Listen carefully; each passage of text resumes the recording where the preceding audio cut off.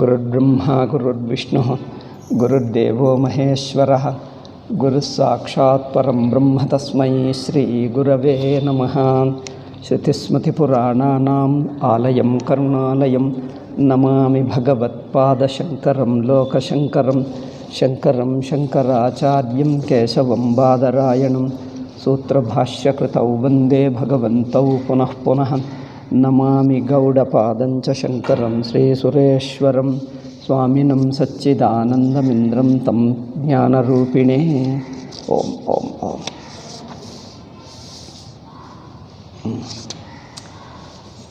ವೇದಾಂತವೇ ಹೇಳ್ತಾ ಇದ್ದೀವಲ್ಲ, ಸ್ವಾಮೀಜಿ ಪ್ರಧಾನ ವೇದಾಂತವೇ ಇತ್ತು. ಸ್ವಾಮೀಜಿ ಅಳತೆ ದೊಡ್ಡದಿತ್ತು. ಅಳತೆ ದೊಡ್ಡದು ಅಂದರೆ ಅವರು ವೇದಾಂತ ಪ್ರಿಯರು. ಅವರಿಗೆ ಕರ್ಮ ಉಪಾಸನೆಗಳಲ್ಲಿ ಹೆಚ್ಚಿನ ಪ್ರೀತಿ ಇದ್ದಿದ್ದರೂ ಅವರು ಪ್ರಧಾನವಾಗಿ ಒಳ್ಳೆಯ ವೇದಾಂತಿಗಳು. ಅದರಿಂದ ಅವರು ತನ್ನ ಅಳತೆ ಆತ್ಮೌಪಮ್ಯೇನ ಸರ್ವತ್ರ ಸಮಂ ಪಶ್ಯತಿ ಅರ್ಜುನ, ತನ್ನ ಅಳತೆ ಇಟ್ಕೊಂಡೇ ವೇದಾಂತವನ್ನೇ ಹೆಚ್ಚು ಉಪದೇಶ ಮಾಡಿದ್ದಾರೆ. ಆದರೆ ಅರ್ಥ ಮಾಡಿಕೊಳ್ಳುವವರು ಕಡಿಮೆ, ವೇದಾಂತ ಜ್ಞಾನಕ್ಕೆ ಯೋಗ್ಯರಾಗಿರುವುದು ಕಡಿಮೆ. ಆದರೂ ಪರವಾಗಿಲ್ಲ, ಅವರು ವೇದಾಂತವು ಯೋಗ್ಯರೆಂದು ಇಟ್ಟುಕೊಂಡು ಮುಂದುವರಿಯೋಣ. ವೇದಾಂತಕ್ಕೆ ಯೋಗ್ಯರೆಂದು ಇಟ್ಟುಕೊಂಡು ಮುಂದುವರೆದರೆ ಅಟ್ಲೀಸ್ಟ್ ಈ ಜಯಂತಿ ಸಪ್ತಾಹ ಸ್ವಾಮೀಜಿ ಇದೆ, ಅದರಿಂದ ಅವರ ವೇದಾಂತದ ವೈಶಿಷ್ಟ್ಯ ಹೇಳಬೇಕು. ಅದರಲ್ಲಿ ಮುಖ್ಯ ಗ್ರಂಥ ಪರಮಾರ್ಥ ಚಿಂತಾಮಣಿ. ಪರಮಾರ್ಥ ಚಿಂತಾಮಣಿಯಲ್ಲಿ ಕೆಲವು ಅಂಶಗಳನ್ನು ನಾನಲ್ಲಿ ಪಾಠ ಹೇಳ್ತಾನೇ ಇದ್ದೀನಿ, ಅದನ್ನೇ ಇಲ್ಲಿ ಮುಂದುವರಿಸ್ತೀನಿ. ಸ್ವಲ್ಪ ಕೆಲವು ಅಂಶಗಳು ಹೇಳೋಣ. ಅವಸ್ಥಾತ್ರಯ ವಿಚಾರ ಮಾರ್ಗದ ಹೆಗ್ಗುರುತುಗಳು. ಇಲ್ಲಿಗೆ ಬಂದಿದ್ದೀವಿ ನಾವು, ಪಾಠ ಇಲ್ಲಿಗೆ ಬಂದಿದ್ದೀವಿ. ವಿಚಾರದ ಅವಶ್ಯಕತೆ ನಾನು ಬ್ರ್ಯಾಕೆಟ್ನಲ್ಲಿ ಇಟ್ಟಿದ್ದೇಕೆ, ಸುಮ್ಮನೆ ಓದಿಬಿಡ್ತೀನಿ. ಅವಸ್ಥಾತ್ರಯ ವಿಚಾರವು ವೇದಾಂತ ದರ್ಶನಕ್ಕೆ ಮೀಸಲಾಗಿರುವುದೆಂಬುದು ಈವರೆಗೆ ಹೇಳಿದ ವಿವರಗಳಿಂದ ಸ್ಫುಟವಾಗಿರುತ್ತದೆ. ಅದಾಯಿತು. ಅವಸ್ಥೆಗಳು ಮೂರನ್ನು ವಿಚಾರ ಮಾಡಬೇಕು. ಅಂದರೆ ಅವಸ್ಥಾತ್ರಯ ವಿವೇಕವು ಅತಿ ಮುಖ್ಯ ವೇದಾಂತಕ್ಕೆ ಎಂಬುದು ಹಿಂದಿನ ಪಾಠಗಳಿಂದ ಗೊತ್ತಾಯಿತು. ಅದರಲ್ಲಿ ಮೂರವಸ್ಥೆಗಳನ್ನು ಸೇರಿಸಿ ವಿಚಾರ ಮಾಡಬೇಕು. ನಾವು ಸಾಮಾನ್ಯವಾಗಿ ಯಾವುದೋ ಒಂದು ಅವಸ್ಥೆಯನ್ನೇ ಮಾಡ್ತಾರೆ.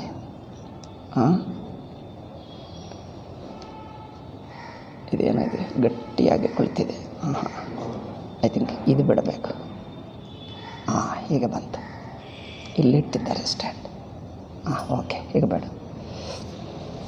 ಸೊ ಮಾಡಬೇಕಾಗಿರುವ ಅವಶ್ಯಕತೆಯನ್ನು ವಿಚಾರವೊಂದನ್ನೇ ಪ್ರಧಾನವಾಗಿ ಹಿಡಿದರೆ ವಿಚಾರವು ಹೇಗೆ ಅಪೂರ್ಣವಾಗುವುದೆಂಬುದನ್ನು ಇಲ್ಲಿಯವರೆಗಿನ ವಿಚಾರದಿಂದ ಸ್ವಲ್ಪ ಮಟ್ಟಿಗೆ ತಿಳಿದಿದ್ದಾಗಿದೆ. ಅಂದರೆ ಮೂರವಸ್ಥೆಗಳನ್ನು ಗಮನಿಸಬೇಕು. ನಾವು ಎಚ್ಚರಕ್ಕೆ ಪ್ರಾಧಾನ್ಯವನ್ನು ಕೊಟ್ಟು ಕನಸು ಸುಷುಪ್ತಿಗಳನ್ನು ಪಕ್ಕಕ್ಕಿಟ್ಟಿದ್ದೇವೆ. ಅಂದರೆ ಸ್ವಪ್ನ ಸುಷುಪ್ತಿಗಳನ್ನು ಜಾಗೃದೃಷ್ಟಿಯಿಂದಲೇ ನೋಡ್ತಾ ಇದ್ದೀವಿ. ಅದರಿಂದ ಅವರು ಎಷ್ಟು ನೋಡಿದ್ದರೂ ಮೇಲೇ ಅನಿಸುತ್ತಾ ಇದೆ.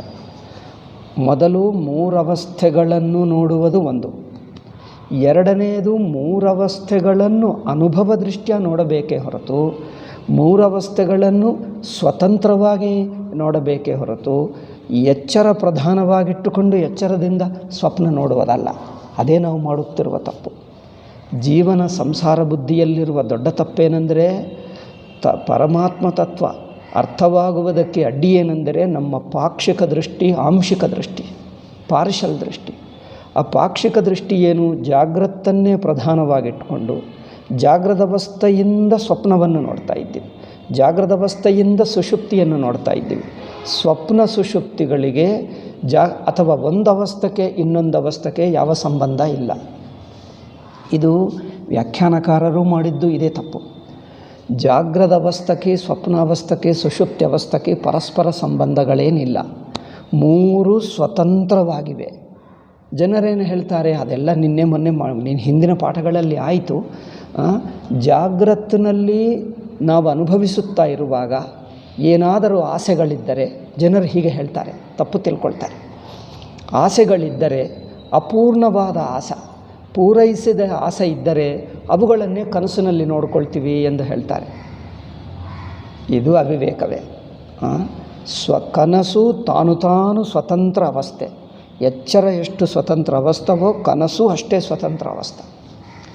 ತಾನಾಗಿ ನಿಂತಿದೆ, ಎಚ್ಚರ ಸಹಾಯದಿಂದ ನಿಂತಿದ್ದೇನಲ್ಲ. ಸುಷುಪ್ತಿಯೂ ಹಾಗೆ. ಸುಷುಪ್ತಿ ಏನು ಹೇಳ್ತಾರೆ? ಜಾಗ್ರತ್ತಿನಲ್ಲಿ ಹೆಚ್ಚಿನ ಕೆಲಸ ಮಾಡಿ ಸುಸ್ತಾದಾಗ ವಿಶ್ರಾಂತಿಗೋಸ್ಕರ ಸುಷುಪ್ತಿ. ಸುಷುಪ್ತಿಗೆ ವಿಶ್ರಾಂತಿಗೆ ಏನು ಸಂಬಂಧವಿಲ್ಲ. ವಿಶ್ರಾಂತಿ ಬೇಕಾಗಿರೋ ಯಾವ ಕೆಲಸ ಮಾಡದೆ ಸುಮ್ಮನೆ ಕುರ್ಚಿಯಲ್ಲಿ ಕೂತ್ಕೊಂಡು ಟಿ ವಿ ನೋಡಿ ನಿದ್ದೆ ಬರಲ್ಲವ? ನೀವೇನು ಆಯಾಸ ಬಂದಿದೆ ಎಂದು ಕೆಲಸ ಮಾಡಿರುವವರಿಗೆ ಆಯಾಸ ಹೇಳ್ಬೋದು. ಏನು ಕೆಲಸ ಇದೆ ಸುಮ್ಮನೆ ಕೂತಿರ್ತಾನೆ, ಅವ್ರಿಗೆ ನಿದ್ದೆ ಬರಲ್ಲವಾ? మరి ಬರ್ತದೆ. మరి ಆಯಾಸ ಎಲ್ಲಿದೆ? ಆಯಾಸ ಇಲ್ಲದಿದ್ದರೂ ನಿದ್ದೆ ಬರ್ತಾ ಇಲ್ಲವಾ? ಆದ್ದರಿಂದ ನಿದ್ದೆಗೆ ಆಯಾಸಕ್ಕೆ ಸಂಬಂಧವಿಲ್ಲ. ನಿದ್ದೆ ಎಂಬುದು ಒಂದು ಸ್ವತಂತ್ರ ಅವಸ್ಥೆ. ಎಚ್ಚರದಲ್ಲಿ ಆಯಾಸ ಪಡ್ಕೊಂಡಿರುವುದರಿಂದಲೇ ನಿದ್ದೆ ಬಂತು ಎಂದಲ್ಲ. ನಿದ್ದೆ ಬರುವುದು ನಿದ್ದೆ ಬರುತ್ತದೆ ಅಷ್ಟೇ, ಅದಕ್ಕೆ ಏನೂ ಕಾರಣವಿಲ್ಲ. ನಿದ್ದೆ ಎಂಬುದು ನಮ್ಮ ಜೀವನ. ಏಕೆ ಬರುತ್ತಾ ಇದೆ ಅಂದರೆ ನಮ್ಮ ಜೀವನ ಅಷ್ಟೇ. ಜಾಗ್ರತ್ತು ನಮ್ಮ ಜೀವನವು ಹೇಗೋ ಸ್ವಪ್ನವೂ ನಮ್ಮ ಜೀವನವೇ, ಸುಷುಪ್ತಿ ನಮ್ಮ ಜೀವನವೇ, ಮೂರೂ ನಮ್ಮ ಜೀವನಗಳೇ. ಮೂರಲ್ಲಿಯೂ ನಾವಿದ್ದೇವೆ. ಮೂರು ಸೇರಿಸಿಕೊಂಡೇ ನಮ್ಮ ಜೀವನ ಅಷ್ಟೇ ಹೊರತು ಜಾಗ್ರತೆ ಪ್ರಧಾನವಾಗಿಟ್ಕೊಂಡು ಇಲ್ಲೇ ಸುಖ ದುಃಖಗಳಿವೆ, ಇಲ್ಲ ಆಸ್ತಿ ಇದೆ, ನೆಂಟರಿದ್ದಾರೆ, ಬಂಧುಗಳಿದ್ದಾರೆ, ಪ್ರಯತ್ನಗಳಿವೆ, ಎಲ್ಲ ಇದೆ, ಬ್ಯಾಂಕ್ ಅಕೌಂಟ್ ಇಲ್ಲಿದೆ. ಕನಸಿನಲ್ಲಿ ಬ್ಯಾಂಕ್ ಅಕೌಂಟ್ ಇದೆಯಾ ನಿಮಗೆ? ಬ್ಯಾಂಕ್ ಅಕೌಂಟ್ಗಳೆಲ್ಲ ಜಾಗ್ರತಿನಲ್ಲೇ ಇರುತ್ತವೆ. ಕೆಲಸ, ಆಸ್ತಿ, ನೆಂಟರು, ಬಂಧುಗಳು ಎಲ್ಲ ಜಾಗ್ರತಿನಲ್ಲೇ ಇರುತ್ತವೆ. ಕನಸಿನಲ್ಲಿ ಸುಮ್ಮನೆ ಹೀಗೆ ತಿಳ್ಕೊಂಡು ಬಿಡ್ತಾರೆ. ಕನಸು ಸ್ವತಂತ್ರ ಅವಸ್ಥವೇ, ಜಾಗ್ರತ್ತು ಅವಸ್ಥವೇ. ಮೂರನ್ನು ನೇರಾಗಿ ನೋಡಬೇಕು. ಮೂರನ್ನು ಸ್ವತಂತ್ರವಾಗಿ ಅಂದರೆ ತಾನಾಗಿದೆ, ಅದಕ್ಕಿದಕ್ಕೆ ಕನೆಕ್ಷನ್ ಇಲ್ಲ. ಎನಿವೆ, ಈ ವಿಷಯಗಳು ಇನ್ನು ಮುಂದೆ ಹೆಚ್ಚು ಬರುತ್ತವೆ. ಆದ್ದರಿಂದ ಮೂರವಸ್ಥೆಗಳನ್ನು ವಿಚಾರ ಮಾಡದಿದ್ದರೆ ವೇದಾಂತ ಎಷ್ಟು ಕೇಳಿದ್ದರೂ ವ್ಯರ್ಥವಾಗುತ್ತಾ ಇದೆ. ಆದ್ದರಿಂದ ಜನರು ಏನು ದೊಡ್ಡ ತಪ್ಪು ಮಾಡ್ತಾರಂದರೆ, ಪ್ರಾರಂಭಿಕ ಪ್ರವಚನಗಳು, ವೇದಾಂತದ ಪ್ರಾರಂಭಿಕ ಪ್ರವಚನಗಳು ಸ್ಕಿಪ್ಪು ಮಾಡ್ತಾರೆ.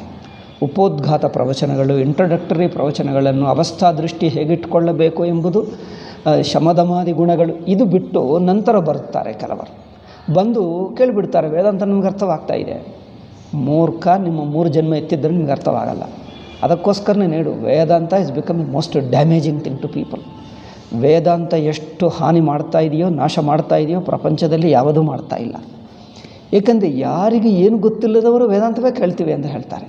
ಅದೊಂದು ಫ್ಯಾಷನ್ ಆಗಿಬಿಟ್ಟಿತು, ಅದೊಂದು ಇರ್ರೆಸ್ಪಾನ್ಸಿಬಿಲಿಟಿದ ಪರಾಕಾಷ್ಠ ಆಗಿಬಿಟ್ಟಿತು. ಶ್ರೀಕೃಷ್ಣರು ಏನು ಹೇಳಿದ್ದಾರೋ, ನ ಬುದ್ಧಿಭೇದಂ ಜನಯೇದ್ ಅಜ್ಞಾನಾಂ ಕರ್ಮಸಂಗಿನಾಂ. ಬುದ್ಧಿಭೇದಕ್ಕೋಸ್ಕರನೇ ವೇದಾಂತ ಓದುವುದು, ಜನರನ್ನು ನಾಶ ಮಾಡುವುದಕ್ಕೆ ವೇದಾಂತ ಓದುವುದು ಎಂದು ಬಂದುಬಿಟ್ಟಿತು. ಎಲ್ಲರೂ ವೇದಾಂತ. ಏನು ಗೊತ್ತಿಲ್ಲದವನು ವೇದಾಂತ ಮಾತಾಡ್ತಾನೆ ಅಲ್ಲವೇ? ನಿಜವಾಗಿ ಏನು ಗೊತ್ತಿಲ್ಲದವನೇ ಹೆಚ್ಚು ವೇದಾಂತ ಮಾತಾಡ್ತಾನೆ. ಆದ್ದರಿಂದ ಅದು ಗೊಂದಾಳೆ ಮಹಾರಾಜರ ಜೀವನದಲ್ಲಿ ಹೇಳ್ತೀನಿ. ಅವರು ಎಷ್ಟು ಉಪಾಸನಕ್ಕೆ ಎಷ್ಟು ಬೆಲೆ ಕೊಟ್ಟರು. ಉಪಾಸನ ಎಷ್ಟು ವರ್ಷಗಟ್ಟಲ ಮಾಡಿದ್ದಾರೆ. ಮತ್ತೆ ಗುರುಗಳ ಹತ್ತಿರ ಹೋದಾಗ ತನ್ನ ಗುರುಗಳ ಹತ್ತಿರ 9 ತಿಂಗಳು ಗುರುಗಳ ಹತ್ತಿರನೇ ಇದ್ದರು. ಅವರಿಗೆ ತ್ವಂಪದಾರ್ಥ ತತ್ಪದಾರ್ಥ ಎಷ್ಟು ಚೆನ್ನಾಗಿತ್ತು, ಉಪಾಸನ ಎಷ್ಟು ಅದ್ಭುತವಾಗಿತ್ತು.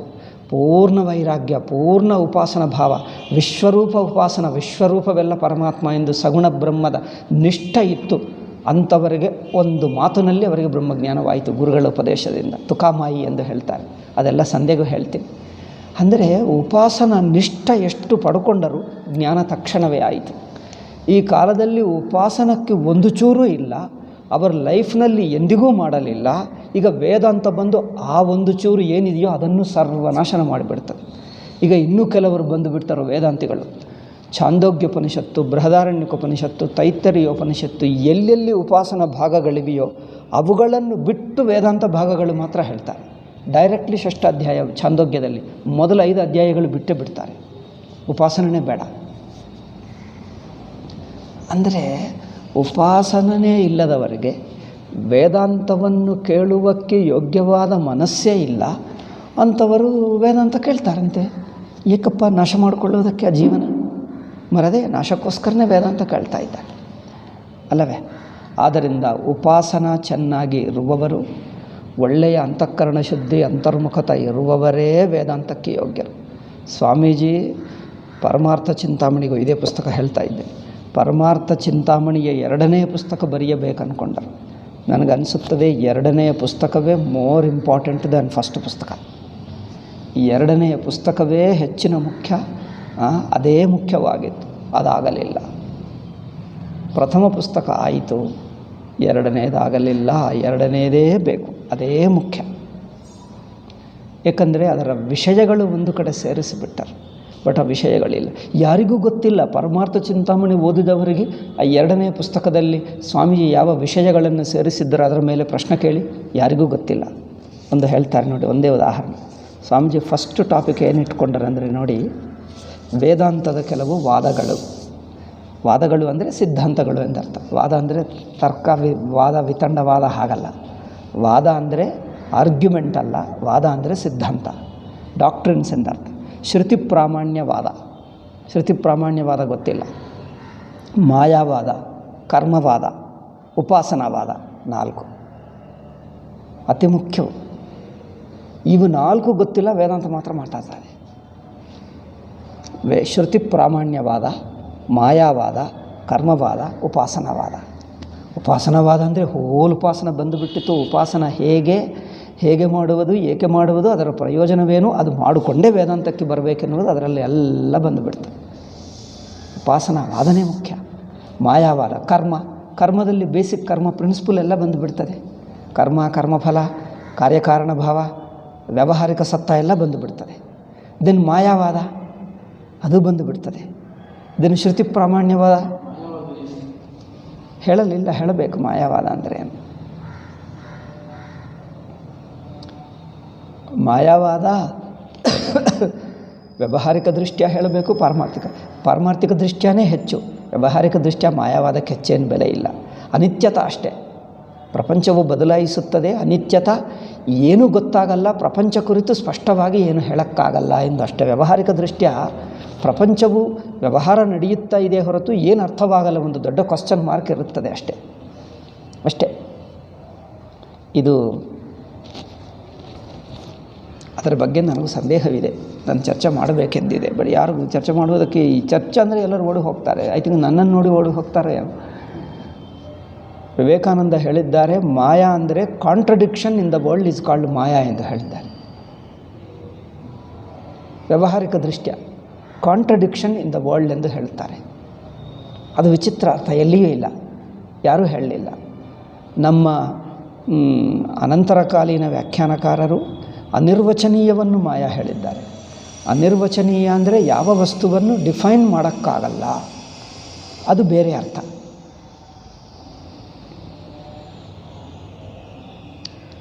ನಿರ್ವಚನ ಮಾಡೋಕ್ಕಾಗಲ್ಲ ಅಂದರೆ ವಸ್ತುವಿನ ಸ್ವರೂಪ ನಿರ್ಧಾರಣ ಮಾಡೋಕ್ಕಾಗಲ್ಲ ಎಂದರ್ಥ. ಇವರು ವಿವೇಕಾನಂದ ಹೇಳಿದ್ದು contradiction. Krishnaswami Iyer Vedanta science of ರಿಯಾಲಿಟಿನಲ್ಲೇ ಆ ಕಾಂಟ್ರಡಿಕ್ಷನ್ನೇ ಇಟ್ಕೊಂಡು ಇನ್ನೂ ವಿಸ್ತಾರ ಮಾಡಿದ್ದಾರೆ. ಸ್ವಾಮೀಜಿ ಹೇಳಿದ್ದರು, 2 ಪಾಯಿಂಟ್ಸ್ ನಾನು ಹೇಳಬೇಕು ಪೀಠಿಕೆಯಲ್ಲಿ, 2ನೇ ಮುದ್ರಣ ಪೀಠಿಕೆಯಲ್ಲಿ 2 ಪಾಯಿಂಟ್ಸ್ ಇನ್ನೂ ಹೇಳಬೇಕು ಅಂದ್ಕೊಂಡೆ, ಅದು ಬಿಟ್ಟರು, ಏನು ಹೇಳಲೇ ಇಲ್ಲ. ಅದು ಈಗಲೇ ಪೀಠಿಕೆ ದೊಡ್ಡದಾಯ್ತು, ಅದಕ್ಕಾಗಿ ಬಿಟ್ಟೆ ಅಂತ ಹೇಳಿಬಿಟ್ಟು. ಆ ಮಾಯಾವಾಗ ಬಗ್ಗೆ ಸ್ವಾಮೀಜಿ ಹೇಳಬೇಕಿತ್ತು. ಅದು ಕೃಷ್ಣಸ್ವಾಮಿ ಅಯ್ಯರು ಹೇಳಿರುವ ಮಾಯಾವಾದಕ್ಕೆ, ಅದು ವ್ಯಾವಹಾರಿಕ ದೃಷ್ಟ್ಯ ಹೇಳಿರುವ ಮಾಯಾವಾದ ಏನಂದರೆ, ಜಗತ್ತಿನಲ್ಲಿರುವ ಪರಸ್ಪರ ವಿರುದ್ಧಗಳು ಇದು ಮಾಯಾ ಎಂದು ಹೇಳ್ತಾರೆ. ಉದಾಹರಣೆಗೆ ಚಿಕ್ಕ ಮಗು ಹುಟ್ಟಿದ ಪ್ರಯೋಜನವೇನು? ಲೌಕಿಕವಾಗಿ ಹುಟ್ಟಿದ್ದೇ ಏಕೆ? ಅಡುಗೆ ಮಾಡಿದ್ದೇಕೆ? ತಿನ್ನುವುದಕ್ಕೆ ಅಲ್ಲ. ಮಗು ಹುಟ್ಟಿದ್ದೇನು? ಇನ್ನು ಬದುಕುವುದಕ್ಕೆ. ಮಗು ಹುಟ್ಟುತ್ತಾನೆ, ಸತ್ತು ಹೋಗ್ತಾನೆ. ಇದಕ್ಕೆ ಏನು ಕಾರಣ ಹೇಳಬೇಕು? ಇದು ಕಾಂಟ್ರಡಿಕ್ಷನ್ ಎಂದು ಹೇಳ್ತಾರೆ. ಪ್ರಕೃತಿಯಲ್ಲಿ ಪ್ರಪಂಚದಲ್ಲಿರುವ ಪರಸ್ಪರ ವಿರೋಧಗಳು ಇಂಥದ್ದು ಎಷ್ಟೋ ಇವೆ ಎಂದು ಹೇಳ್ತಾನೆ. ಮನುಷ್ಯನಿಗೆ ಸುಖ ಬೇಕು ಹೇಳ್ತಾನೆ, ಬಟ್ ಸುಖಕ್ಕೆ ತಾನೇ ಅಡ್ಡಿ ಮಾಡ್ತಾನೆ. ಇಂಥದ್ದು ಲಾಟ್ ಆಫ್ ಕಾಂಟ್ರಡಿಕ್ಷನ್, ಹೆಜ್ಜೆಯಲ್ಲಿ ಪರಸ್ಪರ ವಿರೋಧಗಳಿವೆ. ಈಗ ಈ ವಿರೋಧಗಳು ಮಾಯಾ ಎಂದು ವಿವೇಕಾನಂದ ಹೇಳಿದ್ರು. ಕೃಷ್ಣಸ್ವಾಮಿಯವರು ಹಾಗೆ ಇಟ್ಕೊಂಡು ಹೇಳ್ತಾರೆ. ವಿರೋಧಗಳು ಮಾಯಾ ಅಂದರೆ ಅದು ಡೈರೆಕ್ಟ್ ಮೀನಿಂಗ್ ಅಲ್ಲ, ಅದು ಇಂಪ್ಲಿಕೇಶನ್ನಿಂದ ಅನಿಸುತ್ತಾ ಇದೆ. ಏನೆಂದರೆ, ವ್ಯಾವಹಾರಿಕ ಪ್ರಪಂಚವನ್ನು ನೋಡಿದ್ದರೆ ಕಾರ್ಯಕಾರಣ ಭಾವ ಕಂಡುಬರ್ತಾ ಇದೆ. ಆದರೆ ಇನ್ನೊಂದು, ಪ್ರಪಂಚವು ವ್ಯಾವಹಾರಿಕ ದೃಷ್ಟ್ಯ ಮಾಯಾ ಎಂದು ತಿಳ್ಕೊಂಡರೆ ಅದು ಏನು ಅಂದರೆ ಪ್ರಪಂಚದಲ್ಲಿ ಎಷ್ಟೋ ಕ್ವಶ್ಚನ್ಸ್ ಅನಾನ್ಸರ್ಡ್ ಕ್ವಶ್ಚನ್ಸ್ ಇದ್ದು ಬಿಡ್ತವೆ ಎಂದು ಅರ್ಥ. By contradiction what Krishnaswamy Iyer means is, ಅವರು ಹೇಳುವುದೇನೆಂದರೆ ಪ್ರಪಂಚದಲ್ಲಿರುವ ಎಷ್ಟೋ ಏನದು ರಹಸ್ಯಗಳು, ರಹಸ್ಯ ಅಲ್ಲ, ಏನು ಹೇಳಬೇಕು, ಎನಿಗ್ಮಾಸ್, ಪ್ರಶ್ನೆಗಳು, ವಿಚಿತ್ರಗಳು, ವಿಂತಗಳು ಎಷ್ಟೋ, ವಿಂತಗಳಲ್ಲ, ವಿಂತ ತೆಲುಗು ಮಾತು, ನಿಮಗೆ ಕನ್ನಡದಲ್ಲಿಲ್ಲ, ವಿಚಿತ್ರಗಳಿವೆ, ಎಷ್ಟೋ ವಿಚಿತ್ರಗಳಿವೆ. ಅದಕ್ಕೆ ಏನೂ ಅರ್ಥವಾಗಲ್ಲ. ಏಕೆ ಇರುವುದು ಯಾರು ಏನೂ ಹೇಳೋಕ್ಕಾಗಲ್ಲ. ಎಷ್ಟೋ ಪ್ರಶ್ನೆಗಳಿರುತ್ತವೆ, ಆಲ್ ಪ್ರಶ್ನೆಗಳೆಲ್ಲ ಹಾಗೆ ಇರ್ತವೆ. ಎಲ್ಲೋ ಸ್ವಲ್ಪ ಮಟ್ಟಿಗೆ ಹೋಗ್ತೀವಿ, ಏನೋ ಗೊತ್ತಾಗಲ್ಲ, ಇನ್ನು ನಿಂತು ಹೋಗ್ತೀವಿ. ಅಂದರೆ ವ್ಯಾವಹಾರಿಕ ದೃಷ್ಟ್ಯ ಪ್ರಪಂಚವನ್ನು ನೋಡಿದ್ದರೆ ಸಾವಿರಾರು ಪ್ರಶ್ನೆಗಳು ಹುಟ್ಟುತ್ತವೆ. ಅವುಗಳಿಗೆ ಕೊಟ್ಟಿರುವಂಥ ವ್ಯಾವಹಾರಿಕ ಪ್ರಶ್ನೆಗಳು ಇನ್ನೂ ಪ್ರಶ್ನೆಗಳನ್ನು ಹೆಚ್ಚು, ವ್ಯಾವಹಾರಿಕ ಉತ್ತರಗಳು ಆ ಪ್ರಶ್ನೆಗಳನ್ನು ಹೆಚ್ಚು ಮಾಡ್ತಾ ಇವೆ ಹೊರತು ಅದಕ್ಕೆ ಪರಿಹಾರ ಕೊಡ್ತಾ ಇಲ್ಲ. ಅದರಿಂದ ಒನ್ ಥಿಂಗ್ ನಿಶ್ಚಯವಾಗುತ್ತದೆ, ಒಂದು ಮಾತ್ರ ನಿಶ್ಚಯ ಮಾಡಬೇಕು, ಏನಂದರೆ ಈ ವ್ಯಾವಹಾರಿಕ ದೃಷ್ಟ್ಯ ಪ್ರಪಂಚವನ್ನು ಮಾಯಾ ಎಂದು ತಿಳ್ಕೊಂಡರೂ, ವಿಚಿತ್ರ ಆಶ್ಚರ್ಯಕರ ಎಂದು ತಿಳ್ಕೊಂಡರೂ ಇದು ಪರಿಹಾರವಾಗುತ್ತಾ ಇಲ್ಲ. ವ್ಯಾವಹಾರಿಕ ದೃಷ್ಟ್ಯ ಇದು ಈಶ್ವರ ಸೃಷ್ಟಿ ಮಾಡಿದ ಕರ್ಮಫಲ ಇದೆ, ಜೀವನಿಗೆ ಅನೇಕ ಜನ್ಮಗಳಿವೆ, ಹಿಂದಿನ ಕರ್ಮಗಳು ನಡೆಯುತ್ತಾ ಇವೆ. ಇದೆಲ್ಲ ವ್ಯಾವಹಾರಿಕ ದೃಷ್ಟ್ಯ ಪ್ರಪಂಚವು ಜೀವನಕ್ಕೆ ಅರ್ಥಗಳನ್ನು, ಕಾರಣಗಳನ್ನು ಎಷ್ಟು ಹೇಳಿದ್ದರೂ ಒಂದು ದೊಡ್ಡ ಪ್ರಶ್ನೆ ಬರುತ್ತದೆ. ಅಸಲು ನಾನು ಕರ್ತನೇ ಏಕೆ ಆಗಿರಬೇಕು, ಕರ್ಮಫಲಗಳೇ ಏಕಿರಬೇಕು, ಈ ಸುಖ ದುಃಖಗಳೇ ಏಕಿರಬೇಕು, ಎಲ್ಲಿ ಹೋಗ್ತಾ ಇದ್ದೀವಿ, ಇದೆಲ್ಲ ಏಕೆ ಅಂದರೆ ಈ ವ್ಯಾವಹಾರಿಕ ದೃಷ್ಟ್ಯ ನಮಗೆ ಕಂಡುಬರುತ್ತಿರುವ ವಿರೋಧಗಳನ್ನು ಇನ್ನೂ ಮುಂದೆ ಆಳವಾಗಿ ಒಳಹೊಕ್ಕು ನೋಡಿದ್ದರೆ ಎಲ್ಲ ದೊಡ್ಡ ಪ್ರಶ್ನೆಗಳೇ ಆಗುತ್ತವೆ. ದಟ್ ಮೀನ್ಸ್ ವ್ಯಾವಹಾರಿಕ ದೃಷ್ಟ್ಯ no answer to the world. ಇದನ್ನು ಟ್ರಾನ್ಸೆಂಡ್ ಮಾಡುವುದೇ, ಪಾರಮಾರ್ಥಿಕ ದೃಷ್ಟಿ ಬರುವುದೇ ಇದೆಲ್ಲಕ್ಕೆ ಪರಿಹಾರ ಎಂಬುದು ಅಲ್ಲಿವರೆಗೂ ಕಂಡುಬರ್ತದೆ. ಐ ಥಿಂಕ್ ಕೃಷ್ಣಸ್ವಾಮಿ ಅಯ್ಯರದ ಲಕ್ಷ್ಯ ಅದಾಗಬಹುದು, ಉದ್ದೇಶ ಅದಾಗಬಹುದು ಎಂದು ಅನಿಸುತ್ತಾ ಇದೆ. ಅದನ್ನು ಮತ್ತೊಂದು ಸಲ ಓದಬೇಕು ನಾನು. ಎಲ್ಲ ಕಾಂಟ್ರಡಿಕ್ಷನ್ಸು ತುಂಬ ಪೇಜ್ಗಳು ತುಂಬುತ್ತಾನೆ. ವಿವೇಕಾನಂದ ಹಾಗೆ ಹೇಳ್ತಾನೆ ಹಿಸ್ ಜ್ಞಾನಯೋಗದಲ್ಲಿ. ವಿವೇಕಾನಂದ ಜ್ಞಾನಯೋಗದಲ್ಲಿ ಇದರ ಮೇಲೆ ಇವರು ಚರ್ಚೆ ಮಾಡಿದ್ದು ಕಂಡು ಬರಲ್ಲ. ಸ್ವಾಮೀಜಿ ಪ್ರಿಂಟ್ ಮಾಡಿದ್ದಾರೆ ಮತ್ತು ಇನ್ನೊಬ್ಬರಿಗೆ ಸೇಲ್ ಮಾಡ್ತಾರೆ, ನಮ್ಮ ಜನರು ವಿಚಾರ ಮಾಡಲ್ಲ. ಅದು ಏನು ವ್ಯಾವಹಾರಿಕ ದೃಷ್ಟ್ಯಾನೇ ಪ್ರಪಂಚದಲ್ಲಿ ಎಲ್ಲವೂ ವಿರೋಧಗಳು, ಕಾಂಟ್ರಡಿಕ್ಷನ್ಸ್ ಕಂಡು ಬರ್ತಾ ಇವೆ. ಆ ಕಾಂಟ್ರಡಿಕ್ಷನ್ಸ್ಗೆ ಏನು ತಾತ್ಪರ್ಯ? ಕಾಂಟ್ರಡಿಕ್ಷನ್ನಿಂದ ಏನಾಗ್ತದೆ ಅಂದರೆ ಜಗತ್ತಾಗಿಟ್ಕೊಂಡರೆ ಇದಕ್ಕೆ ಪರಿಹಾರವಿಲ್ಲ, ದೊಡ್ಡ ಪ್ರಶ್ನೆನೇ ಉಳಿಯುತ್ತದೆ. ಇದಕ್ಕೆ ಮೂಲ ಪಾರಮಾರ್ಥಿಕ ತತ್ವಕ್ಕೆ ಹೋದರೆ ಆವಾಗ ಪರಿಹಾರ. So it is encouraging you to go to ಪಾರಮಾರ್ಥಿಕ ಲೆವೆಲ್. ಆ ಟರ್ನಿಂಗ್ ಪಾಯಿಂಟ್ಗೆ ಆ ತರಹ ಎಕ್ಸ್ಪ್ಲನೇಷನ್ ಹೊಂದುತ್ತದೆ. ಆಯ್ತದು ಬಿಡಿ, ಈಗ ಅದು ಹೋಗಬೇಡ. ಸೊ ಅದು ಶ್ರುತಿ ಪ್ರಾಮಾಣ್ಯವಾದ, ಮಾಯಾವಾದ, ಕರ್ಮವಾದ, ಉಪಾಸನಾವಾದ, ಈ 4 ಅತಿ ಮುಖ್ಯ ವಿಷಯಗಳು ಫಸ್ಟು ಟಾಪಿಕ್ನಲ್ಲೇ ಇಟ್ಟರು. ಇದು ವಿಸ್ತಾರವಾಗಿ ಆಗಬೇಕು. ಸ್ವಾಮೀಜಿ ವಿಸ್ತಾರವಾಗಿ ಮಾಡಲ್ಲ, ಸಂಕ್ಷೇಪವಾಗಿ ಅಲ್ಲೆಲ್ಲಿ ಮಾಡಿಟ್ಟರು. ಇಟ್ಸ್ ಮೋಸ್ಟ್ ಇಂಪಾರ್ಟೆಂಟ್, ಮಾಡಬಹುದಿತ್ತು, ಆಗಲಿಲ್ಲ. ಈಗ ನೆಕ್ಸ್ಟ್ ಏನಂದರೆ ವೇದಾಂತದ ಪ್ರಕ್ರಿಯೆಗಳು. ಈ ಪ್ರಕ್ರಿಯೆಗಳು ಬೇರೆ ಕಡೆ ಸಿಗ್ತವೆ. ಮುಖ್ಯವಾಗಿ ಏನದು ಸರ್ವಸಮ್ಮತೋಪದೇಶಗಳು, ಅಲ್ಲಿಂದ ತಗೊಂಡು ಬಿಟ್ಟರೆ ಆಲ್ ದಿಸ್ ವಿದ್ಯಾ ಪ್ರಕ್ರಿಯೆ, ಸ್ವಪ್ನ ಸೃಷ್ಟಿ ಪ್ರಕ್ರಿಯೆ, ಕಾರ್ಯಕಾರಣ ಪ್ರಕ್ರಿಯೆ, ಸಾಮಾನ್ಯ ವಿಶೇಷ ಪ್ರಕ್ರಿಯೆ, ದುಗ್ದೃಶ ಪ್ರಕ್ರಿಯೆ, ಪಂಚಕೋಶ ಪ್ರಕ್ರಿಯೆ, ಜೀವೇಶ್ವರ ವಿಭಾಗ ಪ್ರಕ್ರಿಯೆ, ಇವುಗಳನ್ನು ಬೇರೆ ಕಡೆ ಇವೆ, ಸಂಸ್ಕೃತ ಗ್ರಂಥಗಳಲ್ಲಿವೆ. 2ನೇ ಚಾಪ್ಟರ್ ಒಂದು ಕಡೆ ಸಿಗ್ತದೆ, ಸೇರಿಸಬಹುದಿತ್ತು. ಇವರು ಸೇರಿಸಲಿಲ್ಲ. 2ನೇ ವಾಲ್ಯೂಮ್ ಇವರೇ ಹಾಕಿಬಿಟ್ರು. ಗೊತ್ತಾ, ಸ್ವಾಮೀಜಿ ಹಾಕಿರುವ ಟಾಪಿಕ್ಕು ಅದಕ್ಕೆ ಸಂಬಂಧವಿಲ್ಲದೆ ಹಾಕಿಬಿಟ್ರು. 2ನೇದು ನಾವು ಪ್ರಿಂಟ್ ಮಾಡಿದ್ದೀವಿ ಎಂದು ಇದರ ಜೊತೆಗೆ ಮಾಡಿ ಎಲ್ಲರಿಗೂ ಬಲವಂತವಾಗಿ you have to buy it for extra price. ಅದರಲ್ಲಿ ಸ್ವಾಮೀಜಿ ಹೇಳಿದ ಟಾಪಿಕ್ಸೇ ಬಂದಿಲ್ಲ. ಏಕಿದೆ ನೋಡಿ, this is unforgivable what they have done it. ಈಗ ಇನ್ನೊಂದು ಪ್ರಾಚೀನ ದರ್ಶನಗಳು, ಪಾಶ್ಚಾತ್ಯ ದರ್ಶನಗಳು. ಪ್ರಾಚೀನ ದರ್ಶನಗಳು ಸಿಗ್ತವೆ, ಪಾಶ್ಚಾತ್ಯ ದರ್ಶನಗಳು ಒಂದು ಮಾಡಿದ್ದಾರಲ್ಲ ಸ್ವಾಮೀಜಿ, ಅದು ಮ್ಯಾನುಸ್ಕ್ರಿಪ್ಟ್ ಅದೊಂದಿದೆ. ನಂತರ ವೇದಾಂತವು ಇತರ ಮತಗಳು, ಇದು ತುಂಬ ಹಿಂದೆ ಮಾಡಿದ್ದು ಪತ್ರಿಕೆಯಲ್ಲಿ ಕಂಡು ಬರ್ತಾ ಇದೆ, ಅವು ಸರಿಯಾಗಿಲ್ಲ. ಈ needs a modern approach again. Much later approach ಮಾಡಿದ್ದಾರಲ್ಲ ಹಿಂದೂ ಧರ್ಮ, ಬೌದ್ಧ ಧರ್ಮ, ಜೈನ, ಪಾರ್ಸಿ, ಇಸ್ಲಾಂ, ಯಹೂದಿ, ಕ್ರಿಸ್ಟಿಯನ್, ಈ ಮತಗಳ ಕುರಿತು ಸ್ವಾಮೀಜಿಯಲ್ಲಿರುವುದು ಯಾವುದೂ ಸಮರ್ಪಕವಾಗಿಲ್ಲ. ಬಟ್ ಅದೇ they are desperate to publish it ನಾವು. ಇನ್ನಂಥದ್ದು ಇದೊಂದು ಇಂಪಾರ್ಟೆಂಟ್ ಪಾಯಿಂಟ್. ಭೌತಿಕ ಶಾಸ್ತ್ರವು ಪರಮಾರ್ಥ ಶಾಸ್ತ್ರ ಅಂದರೆ ಭೌತಿಕ ಶಾಸ್ತ್ರಗಳಿಗೂ ವೇದಾಂತಕ್ಕೂ ಇರುವ ಸಂಬಂಧ ಎಲ್ಲಿ ಹೇಳಿದ್ದಾರೆ ಸ್ವಾಮಿ? ಸೈನ್ಸ್ಗೆ ವೇದಾಂತಕ್ಕೆ ಇರುವ ಸಂಬಂಧವೇನು? ಭೌತಿಕ ವಿಜ್ಞಾನದ ಬೆಲೆ ಚರ್ಚಿಸಲಾಗುವುದು. ಭೌತಿಕ ವಿಜ್ಞಾನದ ಬೆಲೆ ಅಂದರೆ ಇಟ್ಸ್ ವ್ಯಾಲ್ಯೂ. ನಾವು ಸೈನ್ಸನ್ನು ಎಷ್ಟು ಬೆಲೆ ಕೊಡಬೇಕು, ಎಷ್ಟರ ಮಟ್ಟಿಗೆ ಹೇಗೆ ಉಪಯೋಗಿಸಿಕೊಳ್ಳಬೇಕು. ನಾವು ಸೈನ್ಸ್ಗೂ ಅತಿ ಬೆಲೆ ಕೊಟ್ಟು ನಮ್ಮ ಲೈಫ್ ಹಾಳು ಮಾಡ್ತಾಯಿದ್ದೇವೆ, ವೇದಾಂತವನ್ನು ಉಪೇಕ್ಷೆ ಮಾಡ್ತಾಯಿದ್ದೀವಿ. ಸೈನ್ಸ್ಗೂ ಎಷ್ಟು ಬೆಲೆ ಕೊಡಬೇಕು, ಎಷ್ಟರ ಮಟ್ಟಿಗಿದೆ, beyond that science is useless. ಅದನ್ನೇ ಬಳಸಿಬಿಟ್ರೆ ಅದು ನಮ್ಮನ್ನು ನಾಶ ಮಾಡ್ತವೆ. ಅದು ಹೇಳಬೇಕಿತ್ತು. ನಂತರ ಪ್ರಚಾರದಲ್ಲಿರುವ ಮನಃಶಾಸ್ತ್ರ, ಸೈಕಾಲಜಿ, ಪ್ರಚಾರದಲ್ಲಿರುವ ಮನಃಶಾಸ್ತ್ರದ ಎಲ್ಲೆಕಟ್ಟು, limitations of psychology, that's important. ವೇದಾಂತಕ್ಕೂ ಅದಕ್ಕೂ ಇರುವ ಸಂಬಂಧ ಇದು ಚರ್ಚಿಸಲಾಗುವುದು. ಇದು ಎಲ್ಲಿ ಮಾಡಲಿಲ್ಲ, ಇದು ತುಂಬ ಇಂಪಾರ್ಟೆಂಟ್. ವೇದಾಂತವು ತರ್ಕ, ಇದು ಸಿಗ್ತದೆ, ಇದು ಬೇರೆ ಕಡೆ ಸಂಸ್ಕೃತ ಗ್ರಂಥಗಳಲ್ಲಿದೆ. ವೇದಾಂತವು ಆನಂದ ಮೀಮಾಂಸ, ಒಂದೇ ಕಡೆ ಪರಮಾರ್ಥ ಚಿಂತಾಮಣಿಯಲ್ಲೇ ಮಾಡಿದ್ದಾರೆ, ಬೇರೆ ಎಲ್ಲಿ ಮಾಡಲಿಲ್ಲ. ವೇದಾಂತವು ಆನಂದ ಮೀಮಾಂಸ. ನಿಜವಾಗಿ ಆನಂದ ಮೀಮಾಂಸವನ್ನು ಒಂದು ಭಕ್ತಿಶಾಸ್ತ್ರ ರೂಪವಾಗಿ ತಗೊಂಡು ಬಿಟ್ಟು ಆನಂದ ಮೀಮಾಂಸ ಮೇಲೆ ಒಂದು ಫುಲ್ ಫ್ಲೆಜ್ಡ್ ಥರೋ ಚರ್ಚನೆ ಆಗಬೇಕಿತ್ತು. ಇಷ್ಟುವರೆಗೂ ವೇದಾಂತ ಗ್ರಂಥವೇ ಇಲ್ಲವು, ಒಂದಲ್ಲ 10 ಗ್ರಂಥಗಳು ಬೇಕು. ವೇದಾಂತ ಆನಂದ ಮೀಮಾಂಸದಲ್ಲಿ ಬಗೆ ಬಗೆ, ಇನ್ಫ್ಯಾಕ್ಟ್ ಆನಂದ ಮೀಮಾಂಸ ಎಷ್ಟು important, how people are getting stuck. ಇಂದ್ರಿಯ ಸುಖ, ಮಮಕಾರ ಸುಖ, ಭೋಗ ಸುಖ, ಇನ್ನು ಬೌದ್ಧಿಕ ಸುಖಗಳು, ಯೋಗಿಕ ಸುಖಗಳು, ಭಕ್ತರ ಸುಖಗಳು, ಭಕ್ತರ ವಿವಿಧ ಸುಖಗಳು, ಉಪಾಸನಾ ಸುಖಗಳು, ಪ್ರಾಣಮಯ ಕೋಶದ ಸುಖಗಳು, ಮನೋಮಯ ಕೋಶದ ಸುಖಗಳು, ಇಂದ್ರಿಯ ಸುಖಗಳು. ಎಷ್ಟು ದೊಡ್ಡ topic. How Vedantins ignored it is a very surprising thing to me. ನನಗೆ ಯಾವಾಗಿನಿಂದಲೂ ಅನಿಸಿತು ಈ ಆನಂದ ಮೀಮಾಂಸ ಕಾವ್ಯಕಲಾ ಕೌಶಲಗಳಲ್ಲಿ ಇದೆ. ಅದರಲ್ಲಿರುವಂಥ ಡಿಫ್ರೆಂಟ್ ಲೆವೆಲ್ಸ್ ಇವೆ. ಸಾಹಿತ್ಯದಲ್ಲಿರುವ ಸುಖ, ಕಾವ್ಯ ಕಲಾ ಕಲೆಗಳಲ್ಲಿ, ಯೋಗಗಳಲ್ಲಿ, ಭಕ್ತಿಯಲ್ಲಿರುವಂಥ ಬಗೆ ಬಗೆ ಬಗೆ ಬಗೆ ಲೆವೆಲ್ಸ್ ಸುಖಗಳಿವೆ. ಅದೆಲ್ಲ ತುಂಬ ಯೋಚನೆ ಮಾಡಬೇಕು. ಅದು ಇಲ್ಲದಿರುವುದರಿಂದ ಅದು ದೊಡ್ಡ ಟಾಪಿಕ್ಕು, ಅನ್ಎಕ್ಸ್ಪ್ಲೋರ್ಡ್, ಅನ್ರಿಸರ್ಚ್ಡ್ ಟಾಪಿಕ್. ಇದು ಎಲ್ಲಿ ಕಂಡು ಬರ್ತಾ ಇಲ್ಲ. ಎಲ್ಲ ಸ್ಕ್ಯಾಟರ್ಡ್ ಫ್ಯೂ ಪೀಸಸ್ಸೇ ಹೊರತು ಥರೋ ಆಗಿ ಮಾಡಲೇ ಇಲ್ಲ. ಅದು ಮಾಡುವುದು ತುಂಬ ಬೇಕು ಸೊಸೈಟಿಗೆ. ಅದು ಲಾಸ್ಟ್ ಏನಂದರೆ ನೀತಿಶಾಸ್ತ್ರ. ವೇದಾಂತವು ನೀತಿಶಾಸ್ತ್ರ, ವ್ಯಕ್ತಿ ನೀತಿ, ಸಮಾಜ ನೀತಿ, ರಾಜನೀತಿ. ಸೊ ಈ ಟಾಪಿಕ್ಸು ಎಷ್ಟು ಅದ್ಭುತವಾಗಿವೆ. Second volume is most important. In fact it is a Hinduism encyclopedia. ಹಿಂದೂಯಿಸಮ್ಗೆ ಸ್ಟ್ಯಾಂಡರ್ಡ್ ಬುಕ್, ಪ್ರಾಮಾಣಿಕ ಗ್ರಂಥ ಆಗುತ್ತದೆ ಈ ಟಾಪಿಕ್ಸ್ ಬಂದರೆ. But that's missing. Anyway, so ಮುಂದುವರಿಯೋಣ. ಐ ಥಿಂಕ್ ಒಂದು ಸಲ ನಾವು ಓರಲ್ಲಿ ಹೇಳಿಬಿಟ್ಟು ನಂತರ ಬುಕ್ಸ್ ಮಾಡಿದರೆ ಆಗುತ್ತದೆ ಅನಿಸುತ್ತೆ. ಒಂದು ಸಲ ಓರಲ್ಲಿ ಹೇಳಿಬಿಡಬೇಕು. ಈಗ ಅವಸ್ಥಾತ್ರಯ ಪ್ರಕ್ರಿಯೆಯ ಸ್ವರೂಪವನ್ನು ತಿಳಿದುಕೊಳ್ಳುವುದು ಅವಶ್ಯವಾಗಿರುತ್ತದೆ. ಏಕೆಂದರೆ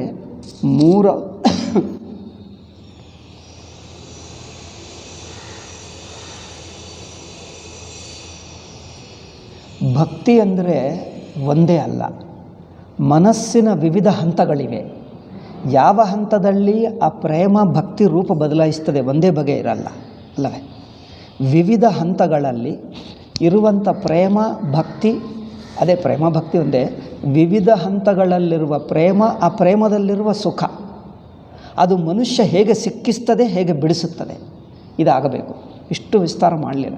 ಜನರಲ್ಲಿ ಭಕ್ತಿ ಹೇಳಿಬಿಟ್ಟರೆ ಹೊರತು ವಿವಿಧ ಹಂತಗಳ ಚರ್ಚಾ ರಿಸರ್ಚ್ ಥರೋ ರಿಸರ್ಚ್ ಆಗಲೇ ಇಲ್ಲ, ಎಲ್ಲಿಯೂ ಆಗಲ್ಲ. ಯಾವ ಪುಸ್ತಕ ಇಲ್ಲ, ಇಡೀ ಭಾರತ ದೇಶದಲ್ಲಿ ಇಲ್ಲ, ಯಾವ ಭಾಷೆಯಲ್ಲಿ ಇಲ್ಲ.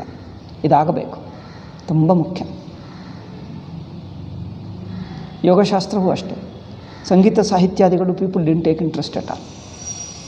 ಸಾಹಿತ್ಯಗಳಿಗೆ ಡಿಫ್ರೆಂಟ್ ನವರಸಗಳಿವೆ. ಆ ರಸಗಳಲ್ಲಿರುವ ಸುಖದ ವ್ಯತ್ಯಾಸ. ಆ ರಸಾಭಾಸ ಇದೆ, ರಸ ಇದೆ. ರಸಾಭಾಸಕ್ಕೆ ರಸಕ್ಕೇನು ವ್ಯತ್ಯಾಸ, ಈ ನಮ್ಮ ಯೋಚನೆ ಮಾಡಲಿ. In fact this is the spirituality. ರಸಕ್ಕೆ ರಸಾಭಾಸಕ್ಕೆ ವ್ಯತ್ಯಾಸ. ಹಾಗೆ ಭಕ್ತಿಯಲ್ಲಿಯೂ ಭಕ್ತಿಯ ಪ್ರೇಮದ ರಸಕ್ಕೆ ರಸಾಭಾಸಕ್ಕೆ ಎಲ್ಲಿ ವ್ಯತ್ಯಾಸ, ಅದು ಗೊತ್ತಾಗ್ತದೆ.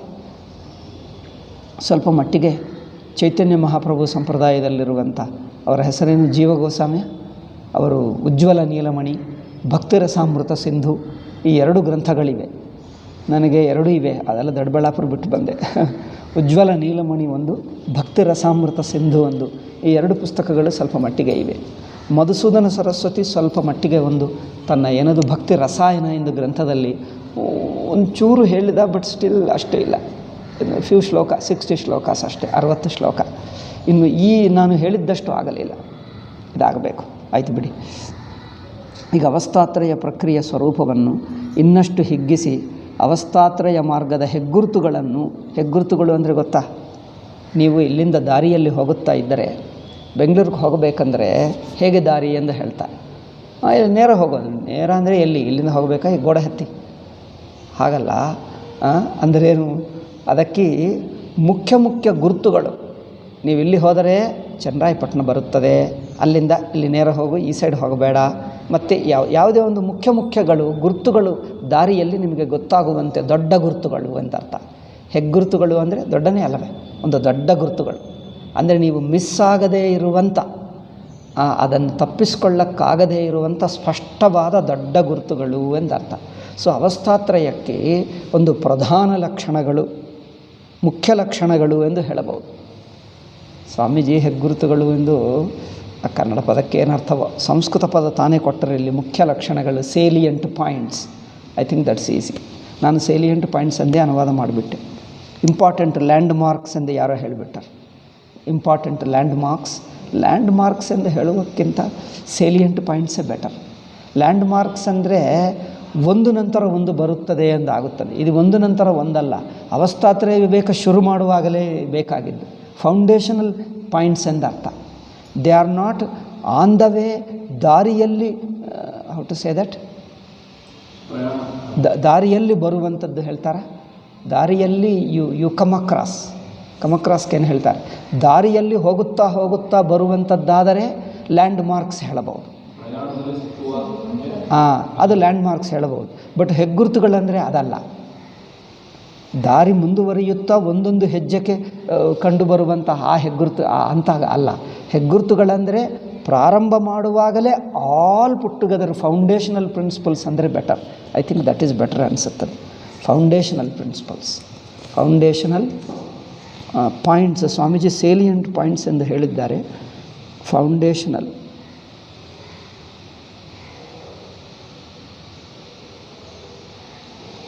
ಇದು ನನಗೆ ಸಿಗಲೇ ಇಲ್ಲ ಪದ. ಫೌಂಡೇಶನಲ್ ಪ್ರಿನ್ಸಿಪಲ್ಸ್, ಫೀಚರ್ಸ್ ಇಲ್ಲ, essential features or salient features of ಅವಸ್ಥಾತ್ರಯ ವಿವೇಕ. ಸೇಲಿಯಂಟ್ ಫೀಚರ್ಸ್ ಅಂದರೆ ಮತ್ತೆ ಔಟ್ಲೈನ್ಸ್ ಅಂದ್ಕೊಳ್ಳಬಾರದು. Foundational, I think foundational is a right word. Okay, ಆಧಾರಭೂತ. ನೀವೇನು ಹೇಳ್ತೀರಿ ಆಧಾರಕ್ಕೆ? ಆಧಾರವೇ ಹೇಳ್ತಾರೆ ಫೌಂಡೇಶನ್ಗೆ. ಹದಿ, ತಳಪಾಯಿ ಹೇಳ್ತಾರೆ. ತಳ ಅಂದರೆ ತಲೆ ಆಗುತ್ತದಲ್ಲ ಮೇಲೆ. ತಳ ಅಂದರೆ ಇದೆ. ಹೌದು, ತಳಪದಿ. ತಳ ಅಂದರೆ ಇದು. ಓಕೆ. ಪಾಯ ಅಂದರೆ ಲೆಗ್. ಫೌಂಡೇಶನಾ? ಪಾಯ ಅಂದರೆ ಲೆಗ್ ಅಲ್ಲವಾ?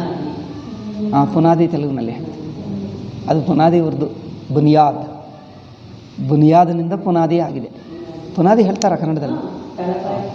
ಪುನಾದಿ ಹೇಳ್ತಾರಾ? ಸೊ ತೆಲುಗಿನಲ್ಲಿ ಏನೇನು ಹೇಳ್ತಾರೋ ಅದೆಲ್ಲ ಇಲ್ಲಿ ಹೇಳ್ತಾರೆ ಅಲ್ಲ, ಪುನಾದಿ ಹೇಳ್ತೀವಿ. ಓಕೆ, ಅದು ಪುನಾದಿ ಅಂತ ಹೇಳಿದರೆ ಪುನಾದಿ ಲಕ್ಷಣಗಳು ಅಲ್ಲವೇ? ಪುನಾದಿಭೂತ, ಆಧಾರಭೂತ ಲಕ್ಷಣಗಳು ಅಂದರೆ ಹೊಂದುತ್ತದೆ. ಹೆಗ್ಗುರುತುಗಳು ಅಂದರೆ ಆಧಾರಭೂತ ಲಕ್ಷಣಗಳು. ಅವಸ್ಥಾತ್ರಯವನ್ನು ವಿಚಾರ ಮಾಡಬೇಕಾದರೆ ಈ ಆಧಾರಭೂತ ಲಕ್ಷಣಗಳನ್ನು ಇಟ್ಟುಕೊಂಡು ಮುಂದುವರಿಯಬೇಕು. ಇದು ದಾರಿಯಲ್ಲಿ ಕಂಡುಬರುವಂಥದ್ದಲ್ಲ. ಹೆಗ್ಗುರುತುಗಳು ಅಂದರೆ ಸ್ಟಾರ್ಟಿಂಗ್ ಪಾಯಿಂಟ್ನಲ್ಲೇ ಬೇಕಾಗಿರುವ ಲಕ್ಷಣಗಳು. ಅದಕ್ಕೋಸ್ಕರ ಹೆಗ್ಗುರುತು ಅಂದರೆ ನನಗೆ ಅರ್ಥವಾಗಲಿಲ್ಲ. ಎಲ್ಲ ಡಿಕ್ಷನರಿ ನೋಡಿದೆ, ಕನ್ನಡ ಡಿಕ್ಷನರಿಗಳು. ಜನರನ್ನು ನಾನು ಇದಕ್ಕೆ ಅನುವಾದ ಮಾಡುವಾಗ ತುಂಬ ಕೇಳಿದ್ದೀನಿ. ಎಷ್ಟು ದಿವಸ ಯಾರೂ ಹೇಳಲಿಲ್ಲ, ನನಗೆ ಅರ್ಥವೇ ಆಗಲಿಲ್ಲ. ಹೆಗ್ಗುರುತು ಅಂದರೆ ಏನರ್ಥ? ಆಧಾರಭೂತ ಲಕ್ಷಣಗಳು ಅಷ್ಟೇ, ಅಂಶಗಳು, ಆಧಾರಭೂತ ಅಂಶಗಳು. ಪುನಾದಿಭೂತ ಅಡಿಪಾಯಿ ಲಕ್ಷಣಗಳು. ಓಕೆ, ಸೊ ಹೆಗ್ಗುರುತುಗಳು ಯಾವವೆಂಬುದನ್ನು ತಿಳಿದುಕೊಳ್ಳುವುದು ಅವಶ್ಯವಾಗಿರುತ್ತದೆ. ಏಕೆಂದರೆ ಮೂರವಸ್ಥೆಗಳನ್ನು ಲೆಕ್ಕಕ್ಕೆ ತೆಗೆದುಕೊಂಡರೂ ಅವುಗಳನ್ನು ಸರಿಯಾದ ಕಣ್ಣಿನಿಂದ ನೋಡದೇ ಹೋದರೆ ಪರಿಶೀಲನೆಯಲ್ಲಿ ತಪ್ಪು ಹಾದಿಗೆ ಹೋದಂತೆ ಆಗುತ್ತದೆ. ಸರಿಯಾದ ಮೂಲ ಲಕ್ಷಣಗಳನ್ನು, ಮುಖ್ಯ ಲಕ್ಷಣಗಳನ್ನು ತಿಳ್ಕೊಳ್ಳದಿದ್ದರೆ ಅವಸ್ಥಾತ್ರಯ ವಿಚಾರವೇ ತಪ್ಪಾಗಿ ಬಿಡ್ತದೆ. ಮೂಲವನ್ನು ಬಿಡಬಾರದು. ಒಬ್ಬ ನ್ಯಾಯಾಧೀಶನು ತನ್ನಲ್ಲಿಗೆ ವ್ಯವಹಾರಕ್ಕೋಸ್ಕರ ಬಂದಿರುವ ವಾದಿ ಪ್ರತಿವಾದಿಗಳು, ವ್ಯವಹಾರ ಅಂದರೆ ಕೇಸ್, ಕೋರ್ಟ್ ಕೇಸ್ ಇರುತ್ತದೆ ನೋಡಿ, ಅದಕ್ಕೆ ವ್ಯವಹಾರ ಎಂದು ಹೇಳ್ತಾರೆ ಸಂಸ್ಕೃತದಲ್ಲಿ. ಕನ್ನಡದಲ್ಲಿ ವ್ಯವಹಾರನೇ ಹೇಳ್ತಾರೆ ಕೇಸ್ಗೆ. ದಾವೆ ಹೇಳ್ತಾರೆ. ದಾವಾ ಮಾಡಿದ್ದಾರೆ. ದಾವಾ ಅಂದರೆ ಪೆಟಿಷನ್. ದಾವಾ ಅಂದರೆ ಕ್ಲೇಮ್ ಎಂದರ್ಥ. ದಾವಾ ಅಂದರೆ ನನ್ನನ್ನು ದಾವಾ ಕರ್ಣ ಅಂದರೆ ಕ್ಲೇಮಿಂಗ್, ಪೆಟಿಷನ್ ಎಂದರ್ಥ. ವ್ಯವಹಾರ ಅಂದರೆ ಕೇಸ್, ನಾಟ್ ಪೆಟಿಷನ್. ಓಕೆ, ವ್ಯವಹಾರಕ್ಕೋಸ್ಕರ ಬಂದಿರುವ ವಾದ ಪ್ರತಿವಾದಿಗಳು ಅಂದರೆ ಏನು? ಈ ತರಫು ವಾದಿ, ಈ ತರಫು ಲಾಯರ್, ಆ ತರಫು ಲಾಯರ್, ಇಬ್ಬರು ವಾದ ಪ್ರತಿವಾದಿಗಳು ಸಾಕ್ಷಿಗಳೆಂದು ಕರೆತಂದಿರುವ ಜನರನ್ನೆಲ್ಲ ವಿಚಾರಣೆ ಮಾಡಿರಬಹುದು. ನೋಡಿ, ಒಂದು ಜಡ್ಜು ಇವರನ್ನೆಲ್ಲರನ್ನು ಅವರ ವಾದ ಪ್ರತಿವಾದಗಳು ಕೇಳಬಹುದು, ಸಾಕ್ಷಿಗಳನ್ನು, ಅವರು ತಂದಿರುವ ಡಾಕ್ಯುಮೆಂಟು, ಸಾಕ್ಷ್ಯಗಳು ಎಲ್ಲ ನೋಡಿರಬಹುದು. ಆದರೆ ಅವರವರು ತಂದಿರುವ ಕಾಗದ ಪತ್ರಗಳನ್ನೆಲ್ಲ ಓದಿ ನೋಡಿರಲೂಬಹುದು.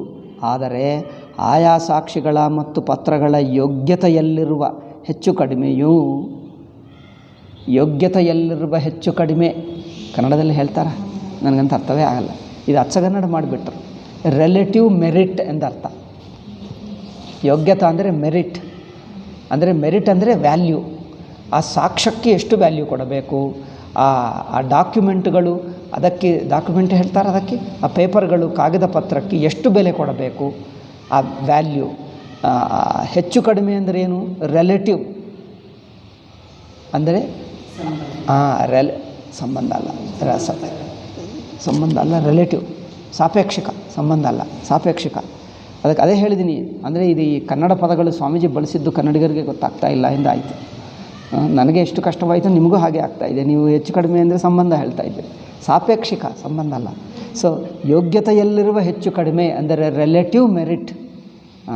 ನೋಡಿ, ಎದ್ದು ತೋರುವಂತೆ ಅವುಗಳನ್ನು ಸರಿಯಾಗಿ ಹೊಂದಿಸಿ ನೋಡದೇ ಇದ್ದರೆ, ಹೋಲಿಸಿ ಅದಕ್ಕೆಷ್ಟು ಬೆಲೆ, ಇದಕ್ಕೆಷ್ಟು ಬೆಲೆ, ಎರಡರನ್ನು ಹೋಲಿಸಿದಾಗ ಹೆಚ್ಚಿನ ಬೆಲೆ, ಅದನ್ನು ಸಾಪೇಕ್ಷಿಕ ಬೆಲೆ ಎಂದು ಹೇಳ್ತಾರೆ. ಸಾಪೇಕ್ಷಿಕ ಬೆಲೆ ಅಂದರೆ, ರಿಲೇಟಿವ್ ಅಂದರೆ ಇದಕ್ಕೆ ಬೆಲೆ ಇದೆ, ಇವರ ಮಾತಕ್ಕೆ ಬೆಲೆ ಇದೆ, ಇವರ ಮಾತಕ್ಕೆ ಬೆಲೆ ಇದೆ. ಎರಡರನ್ನು ಹೋಲಿಸಿದಾಗ ಯಾರಿಗಿಂತ ಯಾರು ಹೆಚ್ಚಿನ ಬೆಲೆ, ಅದನ್ನು ಸಾಪೇಕ್ಷಿಕ ಬೆಲೆ ಹೇಳ್ತಾರೆ, ರಿಲೇಟಿವ್ ಆಗಿ. ಆ ಸಾಪೇಕ್ಷಿಕ ಬೆಲೆಯನ್ನು ಗೊತ್ತು ಮಾಡದಿದ್ದರೆ ಹೆಚ್ಚು ಕಡಿಮೆಯು ಎದ್ದು ತೋರುವಂತೆ, ಅದಕ್ಕಿಂತ ಇದನ್ನು ಎದ್ದು ತೋರುವಂತೆ ಅವುಗಳನ್ನು ಸರಿಯಾಗಿ ಹೊಂದಿಸಿ ನೋಡದೇ ಇದ್ದರೆ, ಇಲ್ಲವೇ ಹೊಂದಿಸಿ ನೋಡದಿದ್ದರೆ, ಅದೇನಪ್ಪ, ಹೊಂದಿಸಿ ನೋಡದೇ ಇದ್ದರೆ ಇಲ್ಲವೇ ಹೊಂದಿಸಿ ನೋಡಿದ್ದರು, ಇಲ್ಲವೇ ಹೊಂದಿಸಿ ನೋಡಿದ್ದರು, ಸರಿಯಾಗಿ ಹೊಂದಿಸಿ ನೋಡದೇ ಇದ್ದರೆ, ಇಲ್ಲವೇ ಹೊಂದಿಸಿ ನೋಡಿದ್ದರೆ ಅಂದರೆ ಅರ್ಥವೇನು? ಇಲ್ಲವೇ ಅಂದರೆ ಅಥವಾ ಎಂದರ್ಥ ಅಲ್ಲವೇ? ಇಲ್ಲವೇ ಅಂದರೆ ಅಥವಾ ಎಂದರ್ಥವ?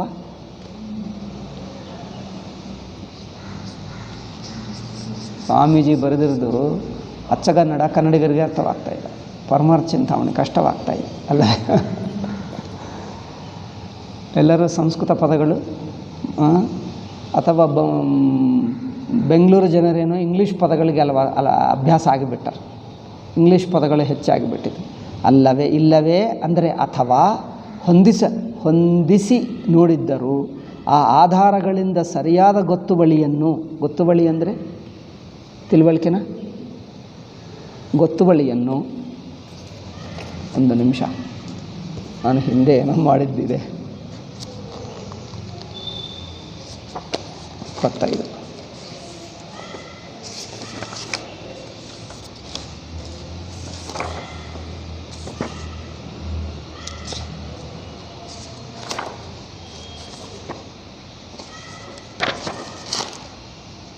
25.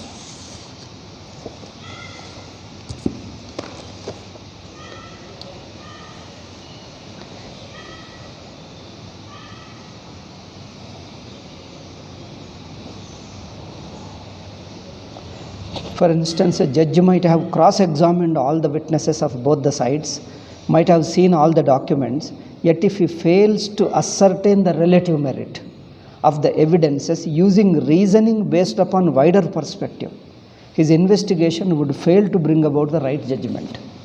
ಅದು ಇದರ ನಾನು ಅನುವಾದ ಮಾಡಿಕೊಂಡಿದ್ದೆ.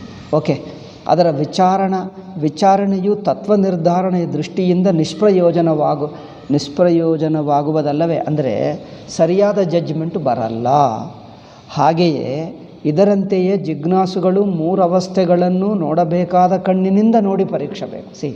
ನೋಡಬೇಕಾದ ದೃಷ್ಟಿಯಿಂದ ನೋಡಬೇಕೇ ಹೊರತು ಹೇಗಾದರೂ ನೋಡಿಬಿಟ್ರೆ ಆಗಲ್ಲ. ಅಥವಾ ಪರೀಕ್ಷಿಸಿದ ಮೇಲೆ ಉಳಿಯುವ ಗಟ್ಟಿಯಾದ ಅನುಭವಗಳನ್ನು ಒಂದುಗೂಡಿಸುವ ವ್ಯಾಪಕ ಯುಕ್ತಿಗಳನ್ನು ಉಪಯೋಗಿಸದೆ ಹೋದರೆ ಅದು ಪರಮಾರ್ಥವನ್ನು ನಿರ್ಧರಿಸುವ ಸಾಧನವಾಗಲಾರದಾದ್ದರಿಂದ ಎಂದಿಗೂ ಅವಸ್ಥಾತ್ರಯ ಮಾರ್ಗವೆಂಬ ಘನವಾದ ಹೆಸರಿಗೆ ತಕ್ಕದ್ದಾಗಲಾರದು. ಮಿಕ್ಕ ದೇಶಗಳಲ್ಲಿ ತತ್ವವಿಚಾರಕರು ಅವಸ್ಥಾತ್ರಯ ಪರೀಕ್ಷೆಯನ್ನು ವಿಚಾರದ ಒಂದು ಮುಖ್ಯವಾದ ಅಂಗವೆಂದು ಇಟ್ಟುಕೊಳ್ಳದಿದ್ದರೂ ಭರತಖಂಡದ ದರ್ಶನಕಾರರು ಅನೇಕರು ಈ ಅವಸ್ಥೆಗಳ ವಿಚಾರವನ್ನು ಮಾಡಿರುತ್ತಾರೆ.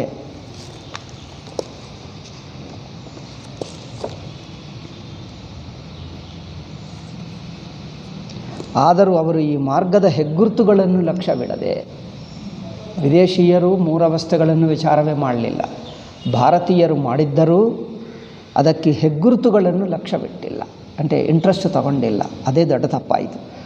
ತಮಗೆ ತೋಚಿತ ರೀತಿಯಲ್ಲಿ ವಿಚಾರ ಮಾಡಿ ಪೂರ್ಣ ದೃಷ್ಟಿಗೆ ಸಾಲದ ಬೇರೆ ಬೇರೆಯ ತರ್ಕಗಳನ್ನು ಇದಕ್ಕೆ ಕೂಡಿಸಿರುತ್ತಾರೆ. ಅಂದರೆ ಪೂರ್ಣ ದೃಷ್ಟಿಗೆ ಹೊಂದದೇ ಇರುವಂಥ ಪಾಕ್ಷಿಕ ದೃಷ್ಟಿ, ಪರಿಮಿತ ದೃಷ್ಟಿಯಿಂದಲೇ ತರ್ಕ ಮಾಡಿದ್ದರೆ ಹೊರತು ಪೂರ್ಣ ದೃಷ್ಟಿ ಇಟ್ಕೊಂಡಿಲ್ಲ, ಪೂರ್ಣ ದೃಷ್ಟಿ ತರ್ಕವನ್ನು ಬಳಸಲಿಲ್ಲ. ಆದ್ದರಿಂದಲೇ ಅವರಿಗೆ ಈ ವಿಚಾರದಿಂದ ಸಿಕ್ಕಬೇಕಾದ ಪರಮಫಲವು ದೊರೆಯದೇ ಹೋಯಿತು. ಆದ ಕಾರಣ ಅವಸ್ಥಾತ್ರಯ ಮಾರ್ಗದಲ್ಲಿ ಹಾದಿ ತಪ್ಪಿ ಸೀಳು ಹಾದಿಗಳಿಗೆ ಹೋಗಿ, ಸೀಳು ಹಾದಿ ಅಂದರೆ ಸೈಡ್ ರೋಡ ಹೋಗಿ ಯಾವೆಂಬುದನ್ನು ಮೊದಲು ವಿಚಾರಿಸಿಡುವುದು ಅಗತ್ಯವಾಗಿದೆ.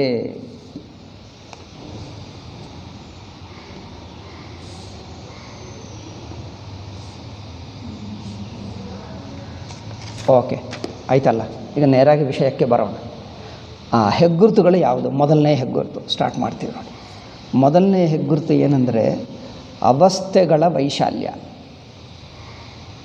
ಅವಸ್ಥದ ಎಕ್ಸ್ಟೆನ್ಷನ್ ಎಷ್ಟುವರೆಗಿದೆ ಅದು ಮೊದಲು ಗೊತ್ತಾಗಬೇಕು. ಜನರ ಅವಸ್ಥೆ ಅಂದರೆ ಗೊತ್ತು ಅಂತ ಹೇಳ್ತಾರೆ, ಆಗ ಅದೇ ತಪ್ಪಾಗ್ತಾಯಿದೆ. ನಿಮಗೆ ಗೊತ್ತಿದ್ದಲ್ಲ, ನಿಮಗೆ ಗೊತ್ತಿದ್ದು ವೇದಾಂತ ಅಲ್ಲ. ವೇದಾಂತ ಹೇಳಿದ್ದು ತಿಳ್ಕೊಂಡುವುದೇ ವೇದಾಂತ, ನಿಮಗೆ ಗೊತ್ತಿದ್ದು ವೇದಾಂತ ಅಲ್ಲ. ಅವಸ್ಥೆಗಳ ವೈಶಾಲ್ಯ ಗೊತ್ತಾಗಬೇಕು. ಅದು ಹೇಳ್ತಾರೆ ಸ್ವಾಮೀಜಿ ನೋಡಿ, ಅವಸ್ಥೆಗಳ ವೈಶಾಲ್ಯವನ್ನು ಸರಿಯಾಗಿ ತಿಳಿದುಕೊಂಡಿರುವುದು ಅವಸ್ಥಾತ್ರಯ ಮಾರ್ಗದ ಮೊದಲನೇ ಹೆಗ್ಗುರುತು. ವೈಶಾಲ್ಯ ಅಂದರೆ ವ್ಯಾಪಕತೆ.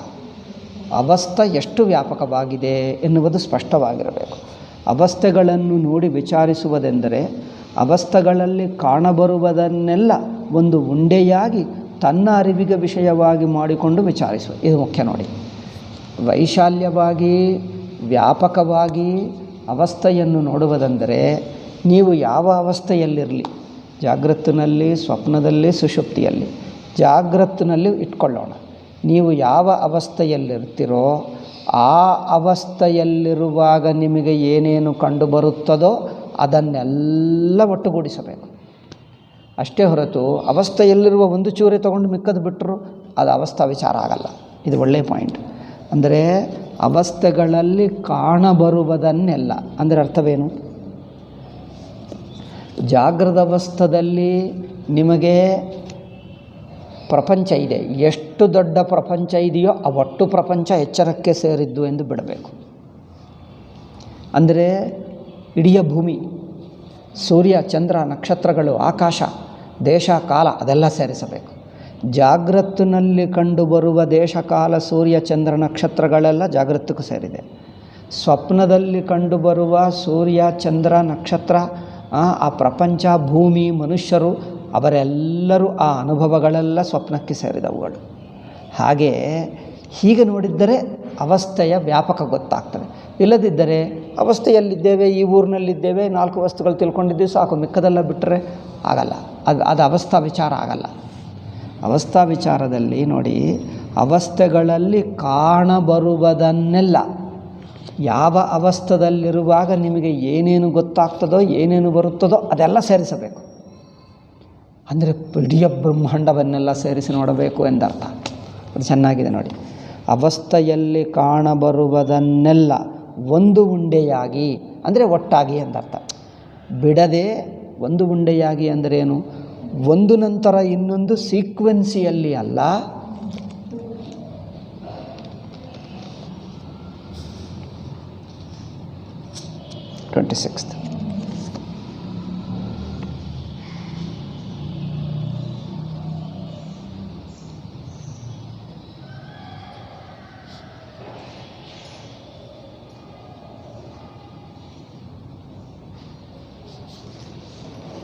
ಅಂದರೆ ಒಂದು ಉಂಡೆಯಾಗಿ ಅಂದರೆ ಪಾರ್ಟ್ ಬೈ ಪಾರ್ಟ್ ಅಲ್ಲ ಎಂದರ್ಥ ಅಲ್ಲವೇ?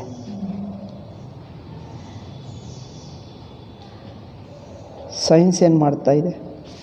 ಸೈನ್ಸು ಪ್ರಪಂಚವನ್ನು ವಿಚಾರ ಮಾಡ್ತದೆ. ಆದರೆ ಹೇಗೆ ಮಾಡ್ತದೆ? ಪ್ರಪಂಚದಲ್ಲಿ ಒಂದು ವಸ್ತು ಇಟ್ಕೊಳ್ತದೆ, ಇದನ್ನೇ ಅಧ್ಯಯನ ಮಾಡಿ ಈಗ ಮಿಕ್ಕದೆಲ್ಲ ಹೀಗಿರುತ್ತದೆ ಅಂತ ಒಂದು ಅಧ್ಯಯನ ಮಾಡುವುದು. ಮಿಕ್ಕದೆಲ್ಲ ಹೀಗೆ ಎಂದು ಹೇಳಿದರೆ ಅದು ವಿಚಾರ ಆಗಲ್ಲ. ಏಕೆ? ನೀವು ಒಂದು ಚೂರು ಮಾಡ್ತಾಯಿದ್ದೀರಿ, ಮಿಕ್ಕದೆಲ್ಲ ಬಿಟ್ಟಿದ್ದೀರಿ. ಹಾಗಲ್ಲ, ಅದು ಇದು ಒಟ್ಟು ಸೇರಿಸಿ ನೋಡಬೇಕು, ಯಾವುದು ಬಿಡಬಾರದು. ಇದು ಅವಸ್ಥಾತ್ರಯ ವಿಚಾರದ ಹೆಗ್ಗುರುತು, ಮೊದಲನೇ ಹೆಗ್ಗುರುತು, ಅತಿ ಮುಖ್ಯವಾದ ಹೆಗ್ಗುರುತು. ಅಂದರೆ ಸೂರ್ಯ ಚಂದ್ರ ನಕ್ಷತ್ರ ಎಷ್ಟುವರೆಗಿದೆಯೋ ಅದೆಲ್ಲ ಎಚ್ಚರಕ್ಕೆ ಸೇರಿದ್ದು ಎಂದು ಸೇರಿಸಿ ನೋಡಬೇಕು. ಇಡೀ ಬ್ರಹ್ಮಾಂಡ, ಅದು ಒಂದು ಮಾತನ್ನು, ಇಡೀ ಬ್ರಹ್ಮಾಂಡ ಅವಸ್ಥೆಗಳಲ್ಲಿ ಕಾಣಬರುವುದನ್ನೆಲ್ಲ ಒಂದು ಉಂಡೆಯಾಗಿ ತನ್ನ ಅರಿವಿಗೆ ವಿಷಯವಾಗಿ ಮಾಡಿಕೊಂಡು ನೋಡಿ. ಇಡೀ ಬ್ರಹ್ಮಾಂಡವನ್ನು ಒಟ್ಟುಗೂಡಿಸುವುದು, ಇಡೀ ಬ್ರಹ್ಮಾಂಡವನ್ನು ತಮ್ಮ ಅರಿವಿನಿಂದ ತಿಳ್ಕೊಳ್ಳಬೇಕು. ಅಲ್ಲಿ ನೋಡಿ, ಒಟ್ಟು ಬ್ರಹ್ಮಾಂಡವು ತಮ್ಮ ಅರಿವಿಗೆ ಗೊತ್ತಾಗ್ತದೆ.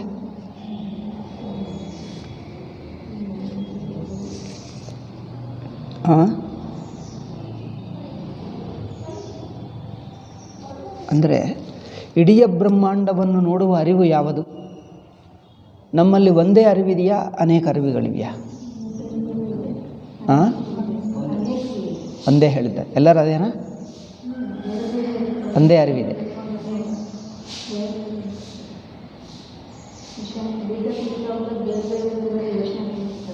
ಬೇರೆ ಬೇರೆ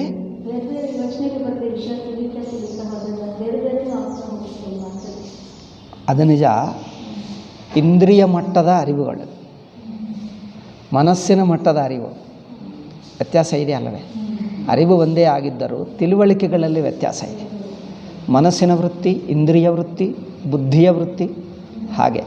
ಆದ್ದರಿಂದ ಉಂಡೆಯಾಗಿ ಅಂದರೆ ಒಂದೊಂದು ಇಂದ್ರಿಯದಿಂದ ಒಂದು ನಂತರ ಇನ್ನೊಂದು ಕ್ರಮವಾಗಿ ನೋಡ್ತಾ ಇದ್ದೀವಿ. ಹಾಗಲ್ಲ, ಒಟ್ಟು ಪ್ರಪಂಚ ಯಾವ ಅರಿವಿಗೆ ಗೊತ್ತಾಗ್ತಾ ಇದೆಯೋ ಆ ಅರಿವು ಅಂಥದ್ದಿದೆಯಾ ನಮಗೆ? ಒಟ್ಟು ಪ್ರಪಂಚ ತಿಳಿಯುವ ಅರಿವಿದೆ ನಿಮ್ಮಲ್ಲಿ? ಈಗ ಅದು ಹೇಗೆ ಅಂತ ಹೇಳ್ತಾ ಅದೇ ಹೇಳ್ತಾ ಇದ್ದೀನಿ. ಪ್ರಪಂಚ ಗೊತ್ತು. ಹೇಗೆ ಗೊತ್ತು? ಕಣ್ಣಿನಿಂದ ನೋಡ್ತೀವಿ, ಮನಸ್ಸಿನಿಂದ ಯೋಚನೆ ಮಾಡ್ತೀವಿ, ಕಣ್ಣಿನಿಂದ ಕಿವಿಯಿಂದ ಸ್ಪರ್ಶದಿಂದ ಮುಟ್ಟಿದ್ದರೆ ಒಟ್ಟು ಪ್ರಪಂಚ ಒಟ್ಟಾಗಿ ಗೊತ್ತಾಗ್ತಾ ಇದೆಯಾ? ಒಟ್ಟಾಗಿ ಕೈಯಿಂದ ಮುಟ್ಟು ನೋಡ್ತೀನಿ ಪ್ರಪಂಚವೆಲ್ಲ, ಒಟ್ಟಾಗಿ ಮುಟ್ಟಕ್ಕಾಗ್ತದೆ? ಒಟ್ಟಾಗಿ ಕಣ್ಣಿನಿಂದ ನೋಡು, ಎಲ್ಲಿ ನಿಂತುಕೊಂಡರೆ ಪ್ರಪಂಚವೆಲ್ಲ ಕಂಡು ಬರ್ತದೆ? ನಿಂತ್ಕೋ. ಎಲ್ಲಿ ನಿಂತುಕೊಂಡು ನೋಡಿದರೆ ಒಟ್ಟು ಪ್ರಪಂಚ ಕಂಡು ಬರ್ತದೆ. ನೀವು ಎಲ್ಲಿ ನಿಂತುಕೊಂಡರೂ ಕಣ್ಣಿಗೆ ಕಂಡು ಬರಲ್ಲ. ಅದರಿಂದ ಕಣ್ಣಿನಿಂದ ನೋಡಿದ್ದರೆ ಒಟ್ಟು ಪ್ರಪಂಚ ಗೊತ್ತಾಗುವುದೇ ಇಲ್ಲ. ಅದರಿಂದ ಕಣ್ಣಿನ ಅರಿವಿಗೆ, ಕಣ್ಣಿನಲ್ಲಿ ಅರಿವಿದೆ ಅಂದರೆ ಇಂದ್ರಿಯಗಳಲ್ಲಿ ಅರಿವಿದೆ. ಇಂದ್ರಿಯಗಳ ಅರಿವಿಗೆ ಒಟ್ಟು ಪ್ರಪಂಚ ಗೊತ್ತಾಗಲ್ಲ. ಒಟ್ಟು ಪ್ರಪಂಚ ಯಾವ ಅರಿವಿಗೂ ಗೊತ್ತಾಗ್ತದೋ ಆ ಅರಿವಿನ ಮಟ್ಟದಿಂದ ನೋಡಬೇಕು. ಮನಸ್ಸಿನ ಅರಿವಿಗೆ ಒಟ್ಟು ಪ್ರಪಂಚ ಗೊತ್ತಾಗ್ತದೆ. ಮನಸ್ಸಿನಲ್ಲಿ ಬಗೆ ಬಗೆ ಯೋಚನೆಗಳು ಕಂಡು ಬರ್ತವೆ. ಒಂದು ಯೋಚನೆ ಬಂದರೆ ಇನ್ನೊಂದು ಯೋಚನೆ ಬಿಟ್ಟು ಹೋಗ್ತದೆ, ಒಟ್ಟು ಪ್ರಪಂಚ ಬರಲ್ಲ. ಆದರೆ ಇಡೀ ಪ್ರಪಂಚ ಅಂದರೆ ಜಾಗೃತ ಅವಸ್ಥೆಯಲ್ಲಿರುವಾಗ ಎಷ್ಟು ಪ್ರಪಂಚ ಇದೆಯೋ ನಿಮಗೆ ತೋರುವುದಲ್ಲ, ಇದ್ದ ಪ್ರಪಂಚ, ತೋರುವ ಪ್ರಪಂಚ ಅಲ್ಲ. ನಿಮಗೆ ತೋರುವುದು ಸ್ವಲ್ಪನೇ, ಇರುವುದೆಷ್ಟಿದೆಯೋ ಒಟ್ಟು ಪ್ರಪಂಚ ಗೊತ್ತಾಗಬೇಕು. ಅಂದರೆ ಜಾಗೃತ ಅವಸ್ಥೆಯಲ್ಲಿ ಎಷ್ಟು ದೊಡ್ಡ ಪ್ರಪಂಚ ಇದೆಯೋ ಅದೆಲ್ಲ ಸೇರಿಸಿ ನೋಡುವಂಥದ್ದು ಅರಿವು ಯಾವುದು? ಎಚ್ಚರ ಅರಿವು. ನೋಡಿ, ಇಂದ್ರಿಯ ಅರಿವಲ್ಲ, ಮನಸ್ಸಿನ ಅರಿವಲ್ಲ, ಯೋಗಿಗಳ ಅರಿವು, ಭಕ್ತರ ಅರಿವಲ್ಲ. ಈ ಮೂರು ಬಿಟ್ಟಿದ್ದಾಗ ನಾಲ್ಕನೆಯದು ಆಳವಾದ ವ್ಯಾಪಕವಾದ ಅರಿವು ನಮ್ಮಲ್ಲಿದೆ. ನೋಡಿ, ಒಟ್ಟು ಎಚ್ಚರ ಅರಿವು. ಎಚ್ಚರ ಜಾಗ್ರತ್ ಅಂದರೆ ಎಷ್ಟಿದೆ ನೋಡಿ, ವೇಕ್ಫುಲ್ನೆಸ್. ಆ ಜಾಗ್ರತ್ತೆಂಬ ಅರಿವಿನಲ್ಲೇ ಇಡೀ ಪ್ರಪಂಚ ಇದೆ. ನೋಡಿ, ನೀವು ಪ್ರಪಂಚದಲ್ಲಿ ದೂರಕ್ಕೆ ಹೋಗಿ 100,000 ಕಿಲೋಮೀಟ್ರ್ ತಿರುಗಿ ಹೋಗಿ, ನೀವು ಎಲ್ಲಿ ತಿರುಗಿದ್ದರೂ ಹೇಗೆ, ಯಾವ ಅರಿವಿನಿಂದ ನೋಡ್ತೀರಿ? ಕಣ್ಣಿನಿಂದಲ, ಕಿವಿಯಿಂದಲ, ಎಚ್ಚರ ಅರಿವಿನಿಂದಲ? ಈ ವ್ಯತ್ಯಾಸ ಗೊತ್ತಾಗ್ತಾ ಇದೆ. ಎಚ್ಚರ ಅರಿವಿನ ಪರವಾಗಿಲ್ಲ, ಏನೋ ಸುಮ್ಮನೆ ಕೇಳಿ, ಯಾಕಂದರೆ ನಾವು ವೇದಾಂತ ಇಟ್ಕೊಂಡಿದ್ದೀವಿ, ಮರಿಗೆ ಅರ್ಥವಾಗದೇ ಇದ್ದರೆ ನಾನು ಈ ಸೆಲ್ಫೋನ್ ನೋಡಿ ಹೇಳ್ತೀನಿ ಸಾಕು. ಸೊ ಎಚ್ಚರ ಅರಿವಿನಿಂದಲೇ ನೋಡುವುದು. ಯಾಕಂದರೆ ಒಟ್ಟು ಎಚ್ಚರ ಪ್ರಪಂಚ ಇಂದ್ರಿಯಗಳಿಂದ ನೋಡ್ತಾ ಇಲ್ಲ, ನಾವು ಎಚ್ಚರ ಅರಿವಿನಿಂದಲೇ ನೋಡ್ತಾ ಇದ್ದೀವಿ. ಆದ್ದರಿಂದ ಜಾಗೃತ ಅರಿವಿನಲ್ಲಿ ಇಡೀ ಪ್ರಪಂಚ ಅಡಕವಾಗಿದೆ. ಜಾಗೃತ ಪ್ರಪಂಚವೇ ಜಾಗೃತ ಅರಿವೇ ಜಾಗೃತ ಪ್ರಪಂಚವನ್ನು ವ್ಯಾಪಿಸಿದೆ. ನೀವು ಇಲ್ಲಿಂದ ದೂರಕ್ಕೆ ಅಮೆರಿಕಾಕ್ಕೆ ಹೋಗು, ಎಲ್ಲಿ ನೋಡ್ತೀರಾ ಅಮೆರಿಕಾವನ್ನು? ಜಾಗೃತಿನಲ್ಲೇ ನೋಡ್ತೀರಾ? ಜಾಗೃತ ಅರಿವಿನಲ್ಲಿ, ಎಚ್ಚರ ಅರಿವಿನಲ್ಲೇ ನೋಡ್ತೀರಾ? ಬೇರೆ ಕಡೆ ನೋಡ್ತೀರಾ? ಎಚ್ಚರ ಅರಿವಿನಲ್ಲಿ. ನೀವು ಸೂರ್ಯನಿಗೆ ಹೋಗಿ, ಚಂದ್ರನ ಮಂಡಲಕ್ಕೆ ಹೋಗಿ, ಕುಜ ಮೇಲೆ ಏನೋ ಅಂಗಾರಕ ಮಾರ್ಸ್ಗೆ ಹೋಗ್ತಾ ಇದ್ದಾರೆ, ಚಂದ್ರನಿಗೆ ಹೋಗ್ತಾ ಇದ್ದಾರೆ ಹೇಳ್ತಾರೆ. ನೀವು ಎಲ್ಲಿಗೆ ಹೋಗು ಪ್ರಪಂಚದಲ್ಲಿ? ನೀವು ಎಚ್ಚರದಲ್ಲಿದ್ದುಕೊಂಡೇ ಹೋಗ್ತೀರಾ ಅಲ್ವಾ? ಎಚ್ಚರ ಬಿಟ್ಟು ಹೋಗ್ತೀರಾ? ಅಂದರೆ ಎಚ್ಚರ ಪ್ರಪಂಚ ಗೊತ್ತಾಗಬೇಕಂದರೆ ನೀವು ಎಚ್ಚರ ಅರಿವಿನಲ್ಲಿದ್ದೇ ನೋಡ್ತೀರಿ. ಎಚ್ಚರ ಅರಿವು ಇಡೀ ಎಚ್ಚರ ಪ್ರಪಂಚವನ್ನು ವ್ಯಾಪಿಸಿದೆ. ಎಚ್ಚರ ಅರಿವನ್ನು ದಾಟಿ ಎಚ್ಚರ ಪ್ರಪಂಚವಿಲ್ಲ. ಅದು ನೋಡಿ, ಎಚ್ಚರ ಪ್ರಪಂಚದ ಒಂದು ಚೂರು ಸಣ್ಣ ಪದಾರ್ಥ ಆಗಲಿ ದೊಡ್ಡ ಪದಾರ್ಥ ಆಗಲಿ ಯಾವುದೇ ಆಗಲಿ ನೀವು ಹೇಗೆ ತಿಳ್ಕೊಳ್ತೀರಿ? ಯಾವಾಗ ಎಲ್ಲಿದ್ದು ತಿಳ್ಕೊಳ್ತೀರಿ? ಎಚ್ಚರ ಅರಿವಿನಲ್ಲಿ ಇದ್ದೇ ತಿಳ್ಕೊಳ್ತೀರಾ? ಎಚ್ಚರ ಅರಿವು ಬಿಟ್ಟು ತಿಳ್ಕೊಳ್ತೀರಾ? ಆಗಲ್ಲ. ಎಚ್ಚರ ಅರಿವು ಬಿಟ್ಟು ಎಚ್ಚರ ಪ್ರಪಂಚವೇ ಇಲ್ಲ. ಎಚ್ಚರ ಪ್ರಪಂಚವೆಲ್ಲ ಎಚ್ಚರ ಅರಿವಿನಲ್ಲೇ ಅಡಕವಾಗಿದೆ. ಅದು ನೋಡಿ, ಎಚ್ಚರ ಅರಿವು ಎಂಬುದು ಎಷ್ಟು ವ್ಯಾಪಕವಾಗಿದೆ ನೋಡಿ. ಎಚ್ಚರ ಅರಿವು ಎಷ್ಟು ವ್ಯಾಪಕವಾಗಿದೆ ಅಂದರೆ, ನೀವು ಎಷ್ಟು ದೂರಕ್ಕೆ ಹೋಗಿ, ಯಾವ ಊರಿಗೆ ಹೋಗಿ, ಅಲ್ಲಿ ಏನೇನೇ ನೋಡಿ, ಅದೆಲ್ಲ ನಿಮ್ಮ ಎಚ್ಚರ ಅರಿವಿನಲ್ಲೇ ಎಚ್ಚರ ಅರಿವಿನಲ್ಲೇ ಎಚ್ಚರ ಅರಿವಿನಲ್ಲೇ. ಎಚ್ಚರ ಅರಿವು ದಾಟಿ ಯಾವುದು ಪ್ರಪಂಚ ಇಲ್ಲ. ಅಂದರೆ ನಾವು ಒಟ್ಟು ಎಚ್ಚರ ಪ್ರಪಂಚವನ್ನು ನೋಡಬೇಕು. ಇದು ಎಚ್ಚರ ಪ್ರಪಂಚದ ವ್ಯಾಪಕತೆ. ಅದರಲ್ಲಿ ಒಟ್ಟು ಎಚ್ಚರ ಪ್ರಪಂಚವನ್ನು ಹೇಗೆ ನೋಡೋಕ್ಕಾಗ್ತದೆ? ಎಲ್ಲ ಸೇರಿಸೋಕ್ಕಾಗ್ತದೆ ಅಂದರೆ ಎಚ್ಚರ ಅರಿವಾಗಿದ್ದುಕೊಂಡು ನೋಡಿದ್ದರೆ ಒಟ್ಟು ಎಚ್ಚರ ಪ್ರಪಂಚವನ್ನು ನಿಮ್ಮ ಅರಿವಿನಲ್ಲಿ ಸೇರಿಸಿದ್ದೇವೆ ಎಂದು ತಿಳ್ಕೊಳ್ಳಬಹುದು ಅಲ್ಲವೇ? ಬಣ್ಣಗಳೆಲ್ಲ ಕಣ್ಣಿನಿಂದಲೇ ಕಂಡು ಬರ್ತವೆ. ಕಣ್ಣನ್ನು ದಾಟಿ ಯಾವ ಬಣ್ಣ ಕಂಡು ಬರಲ್ಲ. ಕಣ್ಣನ್ನು ದಾಟಿ ನಿಮಗೆ ಬಣ್ಣ ಕಂಡು ಬರ್ತದೆ. ಕಣ್ಣು ಮುಚ್ಚಿಕೊಂಡಾಗ ನಿಮಗೆ ಬಣ್ಣ ಕಂಡು ಬರ್ತದೆ. ಯಾವ ಬಣ್ಣ ಕಂಡು ಬರ್ತದೆ? ಕಣ್ಣು ಮುಚ್ಚಿಕೊಂಡಾಗ ಯಾವ ಬಣ್ಣ ಕಂಡು ಬರಲ್ಲ. ಅಂದರೆ ಎಲ್ಲ ಬಣ್ಣಗಳು ಕಣ್ಣಿನ ಅರಿವಿಗೆ ತೋರ್ತವೆ. ಹಾಗೆ ಎಲ್ಲ ಧ್ವನಿಗಳು, ಶಬ್ದಗಳು ಕಿವಿಯ ಅರಿವಿಗೆ ತೋರ್ತವೆ. ನೀವು ಎಷ್ಟೇ ಸೌಂಡ್ ಇರಲಿ ಅದೆಲ್ಲ ಕಿವಿಗೆ ಕೇಳಿಸ್ತದೆ ಅಲ್ಲವೇ? ದೊಡ್ಡ ಸೌಂಡು, ಸಣ್ಣ ಸೌಂಡು, ಬಗೆ ಬಗೆ ಸೌಂಡು. ಅವ್ರು ನೋಡಿ, ಅವರೆಲ್ಲ ಸುತ್ತು ಮಾಡ್ತಾ ಇದ್ದಾರಲ್ಲ ತಮ್ಮ ತಮ್ಮ ಕೆಲಸ. ಅದು ನೋಡಿ, ಆ ಎಲ್ಲ ಶಬ್ದಗಳೆಲ್ಲ ಕಿವಿಗೆ ಕೇಳಿಸ್ತವೆ. ಹಾಗೆ ಸ್ಪರ್ಶಗಳು, ಎಲ್ಲ ಬಗೆಯಾದ ಸ್ಪರ್ಶಗಳು, ಸ್ಪರ್ಶೇಂದ್ರಿಯ ಎಂಬ ಒಂದು ಅರಿವಿದೆ. ಈ ಸ್ಪರ್ಶ ಅರಿವಿನಲ್ಲೇ ಎಲ್ಲ ಬಗೆಯಾದ ಸ್ಪರ್ಶಗಳು ಬಂದು ಬಿಡ್ತವೆ. ಹಾಗೆ ಎಚ್ಚರ ಎಂಬ ಅರಿವಿನಲ್ಲೇ ಇಡೀ ಎಚ್ಚರ ಪ್ರಪಂಚ. ನೀವು ಎಷ್ಟು ವರ್ಷ, 100 ವರ್ಷ ಬದುಕಿದ್ದರೂ ಎಚ್ಚರ ಅರಿವಿನಿಂದಲೇ ಬದುಕುತ್ತೀರಾ? ಬೇರೆವನ್ನು ಇನ್ನೊಂದು ಬಗೆಯಾಗಿ ನೋಡ್ತೀರಾ? 100 ಅಲ್ಲ, 1000 ವರ್ಷ ಬದುಕಿದ್ದೀರಿ ಅಂದ್ಕೊಂಡು ನೀವು 1000 ವರ್ಷ ಪ್ರಪಂಚವನ್ನು ನೋಡ್ತಾ ಇದ್ದರೆ ಹೇಗೆ ನೋಡ್ತೀರಿ? ಎಚ್ಚರ ಅರಿವಿನಿಂದಲೇ ಅಲ್ಲವೇ? ಎಚ್ಚರ ಅರಿವಿನಲ್ಲೇ 100 ವರ್ಷ ಬದುಕುತ್ತೀರಿ. ಅಂದರೆ 100 ವರ್ಷ ಎಂಬ ಕಾಲ ಎಚ್ಚರ ಅರಿವಿನಲ್ಲೇ ಇದೆ. ದೇಶ ಎಚ್ಚರ ಅರಿವಿನಲ್ಲೇ ಇದೆ. ಪ್ರಪಂಚ ಎಚ್ಚರ ಅರಿವಿನಲ್ಲೇ ಇದೆ. ಎಚ್ಚರ ಅರಿವು ಎಷ್ಟು ದೊಡ್ಡದು ನೋಡಿ, ಎಷ್ಟು ದೊಡ್ಡದಿದೆ, ಎಷ್ಟು ವ್ಯಾಪಕವಾಗಿದೆ. ಇಡೀ ಎಚ್ಚರ ಪ್ರಪಂಚ ಎಚ್ಚರ ಅರಿವಿನಲ್ಲೇ ಗೊತ್ತಾಗ್ತದೆ. ಎಚ್ಚರ ಅರಿವಿಗಿಂತ ಹೊರಗಿದೆಯಾ? ಅಂದರೇನು? ನೀವು ಎಚ್ಚರದಲ್ಲಿಲ್ಲ. ಎಚ್ಚರ ಪ್ರಪಂಚವನ್ನು ಊಹಿಸ್ಕೊಂಡು, ನೀವು ಎಚ್ಚರವಾಗಿಲ್ಲ, ಎಚ್ಚರ ಪ್ರಪಂಚ ಊಹಿಸ್ಕೊಂಡು ಟ್ರೈ ಮಾಡಿ. ನಾನು ಎಚ್ಚರದಲ್ಲಿಲ್ಲ, ಆವಾಗ ಎಚ್ಚರ ಪ್ರಪಂಚ ನಿಮಗೆ ಹೇಗೆ ತೋರ್ತದೆ? ಊಹಿಸ್ಕೊಳ್ಳೋಕ್ಕಾಗ. ನೀವು ಎಚ್ಚರ ಅರಿವಿನಲ್ಲಿದ್ದಾಗವೇ ಎಚ್ಚರ ಪ್ರಪಂಚ. ನಿಮ್ಮ ಎಚ್ಚರ ಅರಿವು ಮುಚ್ಚಿಬಿಟ್ರೆ ಪ್ರಪಂಚವೇ ಇಲ್ಲ. ಅಂದರೆ ಎಚ್ಚರ ಪ್ರಪಂಚ ಎಷ್ಟು ವ್ಯಾಪಕವಾಗಿದೆಯೋ ಮೊದಲು ಎಚ್ಚರ ಪ್ರಪಂಚದ ವ್ಯಾಪಕ ಆಗಬೇಕು. ಎರಡನೇ ಅಂಶ, ಆ ವ್ಯಾಪಕ ಪ್ರಪಂಚವೆಲ್ಲ ಎಚ್ಚರ ಅರಿವಿನಲ್ಲೇ ಅಡಕವಾಗಿದೆ. ಎಂದು ಮೊದಲಾಯಿತು. ಎಂದಿಗೂ ಕೊನೆಗಾಣುವುದೇ ಯಾರಿಗೂ ತಿಳಿಯದು. ಇದರ ವಿಶಾಲತೆಯು ಯಾರ ಊಹೆಗೂ ನಿಲುಕುವ ಹಾಗಿಲ್ಲ. ಪ್ರಪಂಚ ಎಷ್ಟು ದೊಡ್ಡದೆ ನೋಡಿ.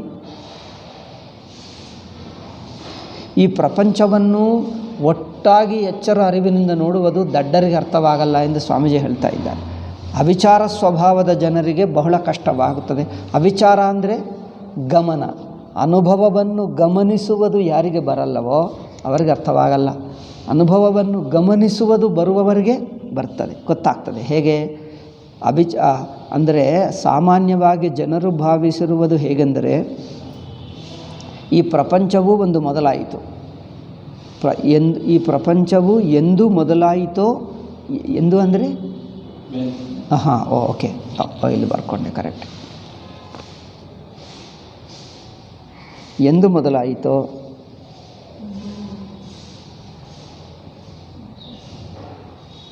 ಎಂದು ಏಕೆ ಹೇಳುವುದು, ಯಾವಾಗ ಅಂತ ಹೇಳ್ಬೋದೇ? ಓಕೆ, ಎಂದು ಮೊದಲಾಯಿತೋ, ಎಂದಿಗೂ. ಎಂದಿಗೆ ಅಂದರೆ ಅದು ಅಷ್ಟೇ, ವೆನ್ನಂದೆ.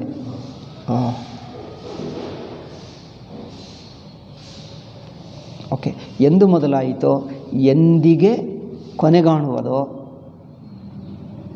ಯಾರಿಗೂ ತಿಳಿಯದು, ಗೊತ್ತಾ? ಪ್ರಪಂಚ ಯಾವಾಗ ಶುರುವಾಯಿತು? ಇನ್ನು ಎಷ್ಟು ದಿವಸ ಇರುತ್ತದೆ ಈ ಪ್ರಪಂಚ ಮುಂದೆ? ಎಷ್ಟು ದಿವಸನ, ಎಷ್ಟು ತಿಂಗಳ, ಎಷ್ಟು ವರ್ಷಗಳ, ಎಷ್ಟು ಶತಮಾನಗಳ, ಎಷ್ಟು ಯುಗಗಳ? ಗೊತ್ತಿಲ್ಲ, ಯಾರಿಗೆ ಗೊತ್ತಿಲ್ಲ. ಏಕೆಂದರೆ ಎಲ್ಲರೂ ಪ್ರಪಂಚದ ಒಳಗೆ ಇದ್ದಾರೆ. ಎಲ್ಲರಂದರೆ ನಮ್ಮ ಮನಸ್ಸು, ನಮ್ಮ ಇಂದ್ರಿಯಗಳು ಅಂತ. ನೀವು ಯಾವ ಮನಸ್ಸಿನಿಂದ ಯೋಚನೆ ಮಾಡ್ತಾ ಇದ್ದೀರೋ, ಮನಸ್ಸು ಮೊದಲು ಬಂತ, ಎಚ್ಚರ ಪ್ರಪಂಚ ಮೊದಲು ಬಂತ? ನಮ್ಮ ಮನಸ್ಸು ಪ್ರಪಂಚದಲ್ಲಿದೆ. ಏಕೆ? ಪ್ರಪಂಚವೇ ದೊಡ್ಡದು, ನಮ್ಮ ಮನಸ್ಸೇ ಸಣ್ಣದು. ಏಕೆಂದರೆ ಮನಸ್ಸು ಬರುವ ಹೊತ್ತಿಗೆ ಪ್ರಪಂಚ ಮೊದಲೇ ಇದು. ಹೀಗೆ ಅನಿಸುತ್ತದೆ. ಆದರೆ ಇಲ್ಲಿ ಅರಿವು ಇದೆ, ಎಚ್ಚರ ಅರಿವು ಮಾತ್ರ ದೊಡ್ಡದು, ಪ್ರಪಂಚಕ್ಕಿಂತ ದೊಡ್ಡದು. ಅದು ಸೂಕ್ಷ್ಮ ವ್ಯತ್ಯಾಸ. ಎಚ್ಚರ ಪ್ರಪಂಚ ಎಷ್ಟು ವ್ಯಾಪಕವಾಗಿದೆ ಅಂದರೆ, ಪ್ರಪಂಚವೆಲ್ಲ ಎಚ್ಚರ ಅರಿವಿನಲ್ಲಿದೆ. ಎಚ್ಚರ ಅರಿವು ದಾಟಿ ಹೊರಗೆ ಇರಲ್ಲ ಪ್ರಪಂಚ. ಎಚ್ಚರ ಅರಿವು ನಿಮ್ಮ ಮನಸ್ಸಲ್ಲ. ನಿಮ್ಮ ಮನಸ್ಸು ಎಚ್ಚರ ಅರಿವಿನಲ್ಲಿದೆ, ನಿಮ್ಮ ದೇಹ ಎಚ್ಚರ ಅರಿವಿನಲ್ಲಿದೆ, ನಿಮ್ಮ ಇಂದ್ರಿಯಗಳು ಎಚ್ಚರ ಅರಿವಿನಲ್ಲಿದೆ. ಈ ನಾನು ಎಂಬ ಬುದ್ಧಿ ಎಚ್ಚರ ಅರಿವಿನಲ್ಲೇ ಇದೆ. ಪ್ರಪಂಚ ಎಂಬ ಬುದ್ಧಿ ಎಚ್ಚರ ಅರಿವು. ಈಗ ಎಚ್ಚರ ಅರಿವು ದೊಡ್ಡದಾ ಅಲ್ಲವಾ? ನೀವು ಕುಳಿತಿದ್ದೀರಿ, ಎಚ್ಚರದಲ್ಲೇ ಇದ್ದೀರಿ. ನಿಂತಿದ್ದೀರಿ, ಎಚ್ಚರದಲ್ಲೇ ಇದ್ದೀರಿ. ನಡ್ಕೊಂಡು ಹೋಗ್ತೀರಿ, ಎಚ್ಚರದಲ್ಲಿದ್ದೀರಿ. ದೂರವಾಗಿ ಹೋಗಿದ್ದೀರಿ 100 ಕಿಲೋಮೀಟ್ರ್, ಎಚ್ಚರದಲ್ಲೇ ಹೋಗ್ತೀರಾ ಅಲ್ಲವಾ? మరి ಎಚ್ಚರ ಎಷ್ಟು ದೂರ ಇದೆ? 100 ಕಿಲೋಮೀಟ್ರ್ಗಿಂತ ಹೆಚ್ಚಿದೆ ಅಲ್ಲವೇ? ನೀವು 100 ಕಿಲೋಮೀಟ್ರ್ ಎಚ್ಚರ ಅರಿವಿನಲ್ಲೇ ಹೋಗ್ತೀರಿ. ಅಂದರೆ 100 ಕಿಲೋಮೀಟ್ರ್ ದೂರವೆಲ್ಲ ಎಚ್ಚರ ಅರಿವಿನಲ್ಲೇ ಅಡಕವಾಗಿದೆ. ಎಚ್ಚರ ಅರಿವಿಗಿಂತ ಹೊರಗೆ ಹೋಗಲ್ಲ. ನೀವು 100 ಕಿಲೋಮೀಟ್ರ್ ಎಚ್ಚರದಲ್ಲಿ ನಡೆದುಕೊಂಡು ಹೋದರೂ ಎಚ್ಚರ ಅರಿವಿನಲ್ಲೇ ಇರ್ತೀರ, ಅರಿವು ದಾಟಿ ಹೋಗ್ತೀರ 100 ಕಿಲೋಮೀಟ್ರ್ ಅಂದರೆ. ಎಚ್ಚರ ಅಂದರೆ ಹೊಳೆ ನರಸೀಪುರ ದಾರಿ ಬಿಟ್ಟರೆ ಎಚ್ಚರ ಬಿಡುತ್ತದೆ ಹೇಳಬಹುದಾ? ಹಾಗಲ್ಲ. ನೀವು ಬೆಂಗಳೂರು ಹೋದರೂ ಎಚ್ಚರದಲ್ಲೇ. ಅಂದರೆ ನೀವು ಬೆಂಗಳೂರಿಗೆ ಹೋಗ್ತಾ ಇದ್ದೀರಾ, ಬೆಂಗಳೂರೇ ಎಚ್ಚರದಲ್ಲಿ ಬರ್ತಾ ಇದೆಯಾ?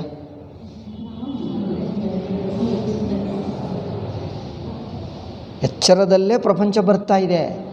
ಅದು ನೋಡಿ, ನೀವು ಟಿ ವಿ ನೋಡುವಾಗ ನಿಮ್ಮ ಟಿ ವಿ ಒಳಗೆ ಎಲ್ಲ ಬರುತ್ತದೆ, ಬರಲ್ಲವಾ? ನಿಮ್ಮ ಟಿ ವಿ ಬೆಳಕಿನಲ್ಲೇ ಊರುಗಳು ಬರುತ್ತವೆ, ಬೆಟ್ಟಗಳು ಬರುತ್ತವೆ, ನದಿಗಳು, ಸಮುದ್ರಗಳು, ಮನುಷ್ಯರು, ಪ್ರಪಂಚವೆಲ್ಲ, ಸೂರ್ಯ, ಚಂದ್ರ, ನಕ್ಷತ್ರ ಎಲ್ಲ ಟಿ ವಿಯಲ್ಲೇ ಬರುತ್ತೆ. ಹಾಗೆ ಟಿ ವಿ ಅರಿವು ಹೇಗಿದೆಯೋ, ಬೆಳಕು ಹೇಗಿದೆಯೋ, ಎಚ್ಚರ ಅರಿವು ಎಂಬುದಿದೆ.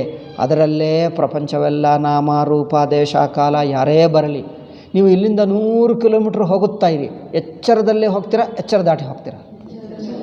ಅಂದರೆ ಎಚ್ಚರನೇ ಹೆಚ್ಚು ವ್ಯಾಪಕವಾಯಿತಲ್ಲ. ಎಚ್ಚರ ಅರಿವು ಎಂಬುದೇ ದೊಡ್ಡದು, ದೊಡ್ಡ ನೀವು ಎಚ್ಚರ ಅರಿವಿನಲ್ಲೇ ನೀವು ಕೂತಿರ್ತೀರಿ, ಎಚ್ಚರ ಅರಿವಿನಲ್ಲೇ ನಿಂತಿರುವುದು ಎಚ್ಚರ. ನಡ್ಕೊಂಡು ಹೋಗೋದು, ನೀವು ಇಲ್ಲಿಂದ ಎದ್ದು ಪ್ರದಕ್ಷಿಣೆ ಮಾಡ್ತೀರಿ, ನೀವು ಪ್ರದಕ್ಷಿಣೆ ಎಲ್ಲ ಎಚ್ಚರದಲ್ಲೇ ಇದೆ ಅಲ್ಲವಾ? ಎಚ್ಚರ ಅರಿವಿನಲ್ಲೇ ನೀವು ಪ್ರದಕ್ಷಿಣೆ, ಎಚ್ಚರ ಅರಿವಿನಲ್ಲಿ. ಇಲ್ಲಿಂದ ಅಲ್ಲಿ ಹೊರಗೆ ಹೋಗ್ತೀರಿ, ಯಾರೋ ಕಂಡು ಬರ್ತಾರೆ, ಮಾತಾಡ್ತಾರೆ, ನೀವು ಮಾತಾಡುವುದು ಯಾರೋ ಕಂಡು ಬಂದಿದ್ದೆಲ್ಲ ಎಚ್ಚರ ಅರಿವಿನಲ್ಲಿ. ಇಲ್ಲಿಂದ ಗೇಟ್ ದಾಟಿ ಹೋಗ್ತೀರಿ, ಮೇನ್ ರೋಡ್ಗೂ ಹೋಗ್ತೀರಿ, ನಿಮ್ಮ ರೋಡೆಲ್ಲ ಎಚ್ಚರ ಅರಿವಿನಲ್ಲೇ. ಇಲ್ಲಿಂದ ನಿಮ್ಮ ಮನೆಗೂ ಹೋಗ್ತೀರಿ, ನಿಮ್ಮ ಮನೆ ಎಚ್ಚರ ಅರಿವಿನಲ್ಲೇ ಅಲ್ಲವೇ? ಅಲ್ಲಿಗೆ ಯಾರೋ ನೆಂಟರು ಬರ್ತಾರೆ, ಅವರು ಎಚ್ಚರ ಮನೆಯಲ್ಲೇ. ಅಂದರೆ ಏನು? ಮತ್ತೆ ನಾಳೆ ಇಲ್ಲಿಗೆ ಬರ್ತೀರಿ, ಇದೆಲ್ಲ ಮತ್ತೆ ಎಚ್ಚರ. ಅಂದರೆ ಎಚ್ಚರ ಅರಿವಿನಲ್ಲೇ ಪ್ರಪಂಚವು. ಸೂರ್ಯನನ್ನು ನೋಡ್ತೀರಿ, ಎಲ್ಲಿ ನೋಡ್ತೀರಿ? ಎಚ್ಚರ ಅರಿವಿನಲ್ಲಿ ನೋಡ್ತೀವಲ್ಲ. ಅಂದರೆ ಸೂರ್ಯನು ಇರುವುದು ನಮ್ಮ ಎಚ್ಚರ ಅರಿವಿನಲ್ಲಿ. ಸೂರ್ಯಾಸ್ತವಾಯಿತು ಎಚ್ಚರ ಅರಿವಿನಲ್ಲಿ, ಸೂರ್ಯೋದಯವಾಯಿತು ಎಚ್ಚರ ಅರಿವಿನಲ್ಲಿ, ಚಂದ್ರೋದಯವಾಯಿತು ಎಚ್ಚರ ಅರಿವಿನಲ್ಲಿ. ಅಂದರೇನು?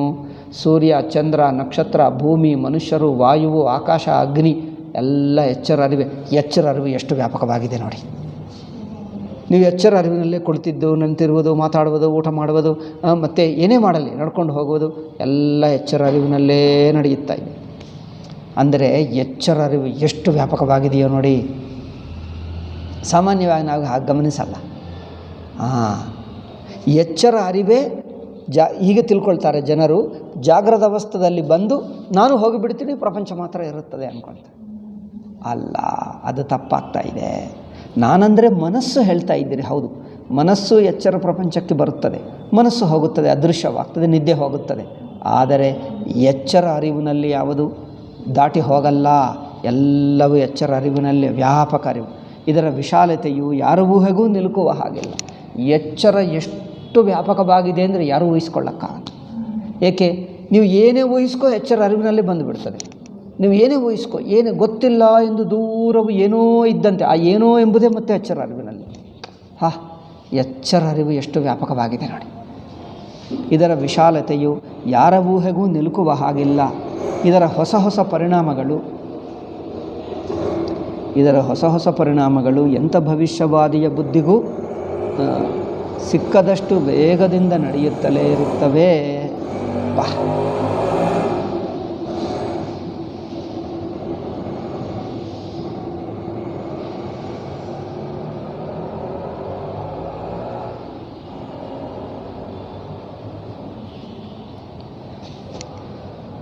ಹೊಸ ಪರಿಣಾಮಗಳು ನಾಳೆ ದಿವಸ ಇನ್ನೇನೇನು ಬದಲಾಯಿಸ್ತದೆ ಎಂದು ಯಾರಿಗೂ ಗೊತ್ತಾಗಲ್ಲ. ಜ್ಯೋತಿಷ್ಯರಿಗೂ ಸ್ಪಷ್ಟವಾಗಿ ಗೊತ್ತಾಗಲ್ಲ, ದಿವ್ಯ ದೃಷ್ಟಿ ಇರುವವರಿಗೆ ಗೊತ್ತಾಗಲ್ಲ. ಏನೇನೋ ಬಂದುಬಿಡ್ತದೆ. ನೀವು ಏನೇ ಬರಲಿ ನಿಮ್ಮ ಎಚ್ಚರ ಅರಿವಿನ ಒಳಗೆ ಬರುತ್ತದೆ, ಎಚ್ಚರ ಅರಿವಿಗಿಂತ ಹೊರಗೆ ಬರ್ತದೆ. ಏನೇ ಹೊಸದು ಬರಲಿ ಎಚ್ಚರ ಅರಿವನ್ನು ಧಿಕ್ಕರಿಸಿ ಯಾವುದೂ ಬದುಕಲ್ಲ. ಇಡೀ ಎಚ್ಚರ ಅಂದರೆ ಎಚ್ಚರ ಅರಿವು ಇಡೀ ಎಚ್ಚರ ಪ್ರಪಂಚವನ್ನೆಲ್ಲ ವ್ಯಾಪಿಸಿ ಇದೆ. ಅರಿವು ಎಷ್ಟು ದೊಡ್ಡದು ನೋಡಿ, ಅನಂತವಾಗಿದೆ ಅಲ್ಲವೇ? ಎಚ್ಚರ ಅರಿವಿನಲ್ಲೇ ಎಚ್ಚರ ಪ್ರಪಂಚವಲ್ಲ. ನೀವು ಬೆಂಗಳೂರಿಗೆ ಹೋಗ್ತೀರಾ, ಬೆಂಗಳೂರು ನಿಮ್ಮ ಎಚ್ಚರ ಅರಿವಿನಲ್ಲಿ ಬರುತ್ತದೆ. ಗಮನಿಸಿ ಹೇಳಿ, ನೀವು ಬೇಗ ಹೇಳಬೇಡಿ ನೋಡಿ. ಅಂದರೆ ನೀವು ಎಚ್ಚರದಿಂದ ಇನ್ನೊಂದು ಕಡೆ ಹೋಗ್ತೀರಾ?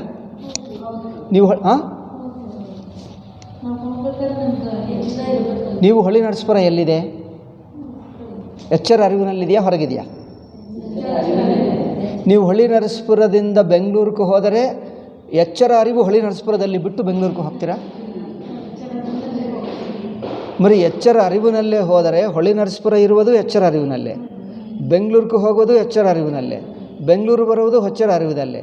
ಅಂದರೆ ಅರಿವೇ ಅಲ್ಲಿಗೆ ಹೋಗ್ತಾ ಇದೆಯಾ, ಬೆಂಗಳೂರೇ ಅರಿವಿನಲ್ಲಿ ಬರ್ತಾ ಇದೆಯಾ?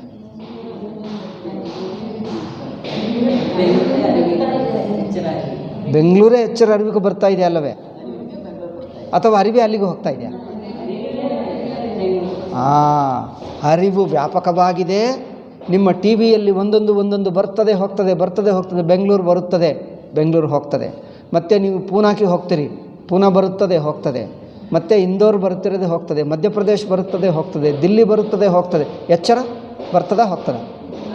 ಎಚ್ಚರ ಇರುತ್ತದೆ, ಎಚ್ಚರದಲ್ಲೇ ದಿಲ್ಲಿ ಬರುತ್ತದೆ, ಎಚ್ಚರದಲ್ಲೇ ಪಂಜಾಬ್ ಬರುತ್ತದೆ, ಎಚ್ಚರದಲ್ಲೇ ಕಲ್ಕತ್ತಾ ಬರುತ್ತದೆ, ಕಾಶಿ ಬರುತ್ತದೆ, ಎಚ್ಚರದಲ್ಲೇ ಅಯೋಧ್ಯ ಎಚ್ಚರದಲ್ಲೇ ಮತ್ತು ಹೊಳಿ ನರಸೀಪುರ ಬರ್ತದೆ.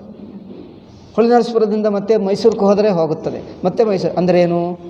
ಎಚ್ಚರ ಅರಿವು ಎಷ್ಟು ದೊಡ್ಡದು ನೋಡಿ. ಇದರಲ್ಲೇ ಎಲ್ಲ ಊರುಗಳು ಬರುತ್ತವೆ, ಎಲ್ಲ ಮನುಷ್ಯರು ಬರ್ತಾರೆ, ಯಾರಾದರೂ ಬರ್ತಾರೆ ಅಲ್ಲವೇ? ಹೊಳಿ ನರಸೀಪುರ ಬರುತ್ತದೆ, ಕಾರ್ಯಾಲಯ ಬರುತ್ತದೆ, ಕಾರ್ಯಾಲಯ ಹೋಗ್ತದೆ. ಎಚ್ಚರ ಅರಿವು ಬರ್ತದ ಹೋಗ್ತದೆ? ಅದು ಇದು ತಿಳಿಯುವುದಕ್ಕೆ ಹೇಳ್ತಾ ಇದ್ದೀನಿ. ಎಚ್ಚರ ಅರಿವೇ ಎಷ್ಟು ವ್ಯಾಪಕವಾಗಿದೆ ನೋಡಿ.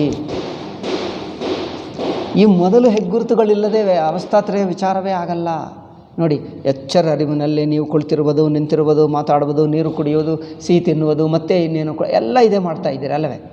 ನೀವು ಕುಳಿತಿರಲಿ, ನಿಂತಿರಲಿ, ನಡ್ಕೊಂಡು ಹೋಗಲಿ, ಓಡಿ ಹೋಗಲಿ, ಊರಿಗೆ ಹೋಗಲಿ, ಮತ್ತೆ ಬರಲಿ, ಈ ನಡತೆಗಳೆಲ್ಲ ಎಚ್ಚರದಲ್ಲೇ ನಡೆಯುತ್ತಾ ಇದೆ. ಎಚ್ಚರ ಮಾತ್ರ ಎಂದಿಗೂ ಇದೆ. ಎಚ್ಚರ ಅರಿವು, ಎಚ್ಚರ ಅಂದರೆ ಎಚ್ಚರದ ಅರಿವು.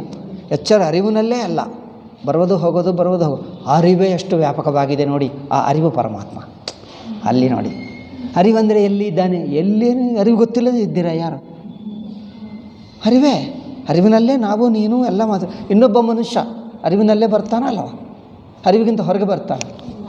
ಇನ್ನೊಬ್ಬ ಮನುಷ್ಯ ನಮ್ಮ ಅರಿವಿನಲ್ಲಿ ಬರ್ತಾನೆ ನೋಡಿ. ಅರಿವು ಎಷ್ಟು ವ್ಯಾಪಕವಾಗಿದೆ ಅಪ್ಪ. ಊರೆಲ್ಲ ನೋಡಿ ಬರ್ಬೋದು, ಬೆಂಗಳೂರೆಲ್ಲ ಅರಿವಿನಲ್ಲೇ ನೋಡ್ತೀರಿ. ಅಂದರೆ ಬೆಂಗಳೂರಿಗಿಂತ ದೊಡ್ಡದ ಅರಿವು, ಪ್ರಪಂಚಕ್ಕಿಂತ ದೊಡ್ಡದ ಅರಿವು. ಸೂರ್ಯನೂ ಅರಿವಿನಲ್ಲೇ, ಚಂದ್ರ ಅರಿವಿನಲ್ಲೇ, ಭೂಮಿ ಅರಿವಿನಲ್ಲೇ, ಆಕಾಶ ಅರಿವಿನಲ್ಲೇ, ವಾಯು ಅರಿವಿನಲ್ಲೇ. ಏಕೆ? ಅರಿವಿಲ್ಲದೆ ಯಾವುದಿದೆ? ಅರಿವಿನಲ್ಲೇ ಎಲ್ಲ ತಿಳ್ಕೊಳ್ತೀರಿ. ಮಿಕ್ಕದೆಲ್ಲ ಬರ್ತದೆ ಹೋಗ್ತದೆ, ಅರಿವು ಹೋಗ್ತದೆ? ಅರಿವಿರುತ್ತದೆ, ಅರಿವಿನಲ್ಲೇ ಬರ್ತದೆ, ಮಿಕ್ಕದೆಲ್ಲ ಬರ್ತದೆ ಹೋಗ್ತದೆ. ಹೀಗೆ ಅರಿವಿನ ವ್ಯಾಪಕತಾ. 60 ಮಿನಿಟ್ಸ್ ಆಯ್ತಪ್ಪ, ಸಾಕು. ನಿಧಾನವಾಗಿ ಹೇಳಬೇಕು. ಐ ಥಿಂಕ್ ಈ ಹೆಗ್ಗುರುತುಗಳೇ ಆಗ್ತವೆ ಅನಿಸುತ್ತದೆ ಈಗ ವಾರ ದಿವಸ. ನಾನು ಅಂದ್ಕೊಂಡೆ ಹೆಗ್ಗುರುತುಗಳು ಒಂದೇ ದಿವಸ ಮುಗಿಸ್ತಾನೆ ಅಂದ್ಕೊಂಡೆ. ಈಗ ಆಗಲ್ಲ, ಇವರು ನಿಧಾನವಾಗಿ ಕಲಿಯುತ್ತಾ ಇದ್ದಾರೆ, ಬೇಗ ಹೊಳೆಯುತ್ತಾ ಇಲ್ಲ. ಆಯಿತು, ಪರವಾಗಿಲ್ಲ, ನಿಧಾನವಾಗಿ ಹೇಳ್ತೀನಿ. ಹೆಗ್ಗುರುತುಗಳು ಗೊತ್ತಿದ್ದರೆ ಅವಸ್ಥಾತ್ರಯ ವಿವೇಕ ಚೆನ್ನಾಗಿ ಅರ್ಥವಾಗ್ತದೆ. ಆಯಿತು. ಓಂ ಶಾಂತಿ ಶಾಂತಿ ಶಾಂತಿ. ಹರಿ ಓಂ ಶ್ರೀ ಗುರುಭ್ಯೋ ನಮಃ. ಹರಿ ಓಂ ತತ್ಸತ್.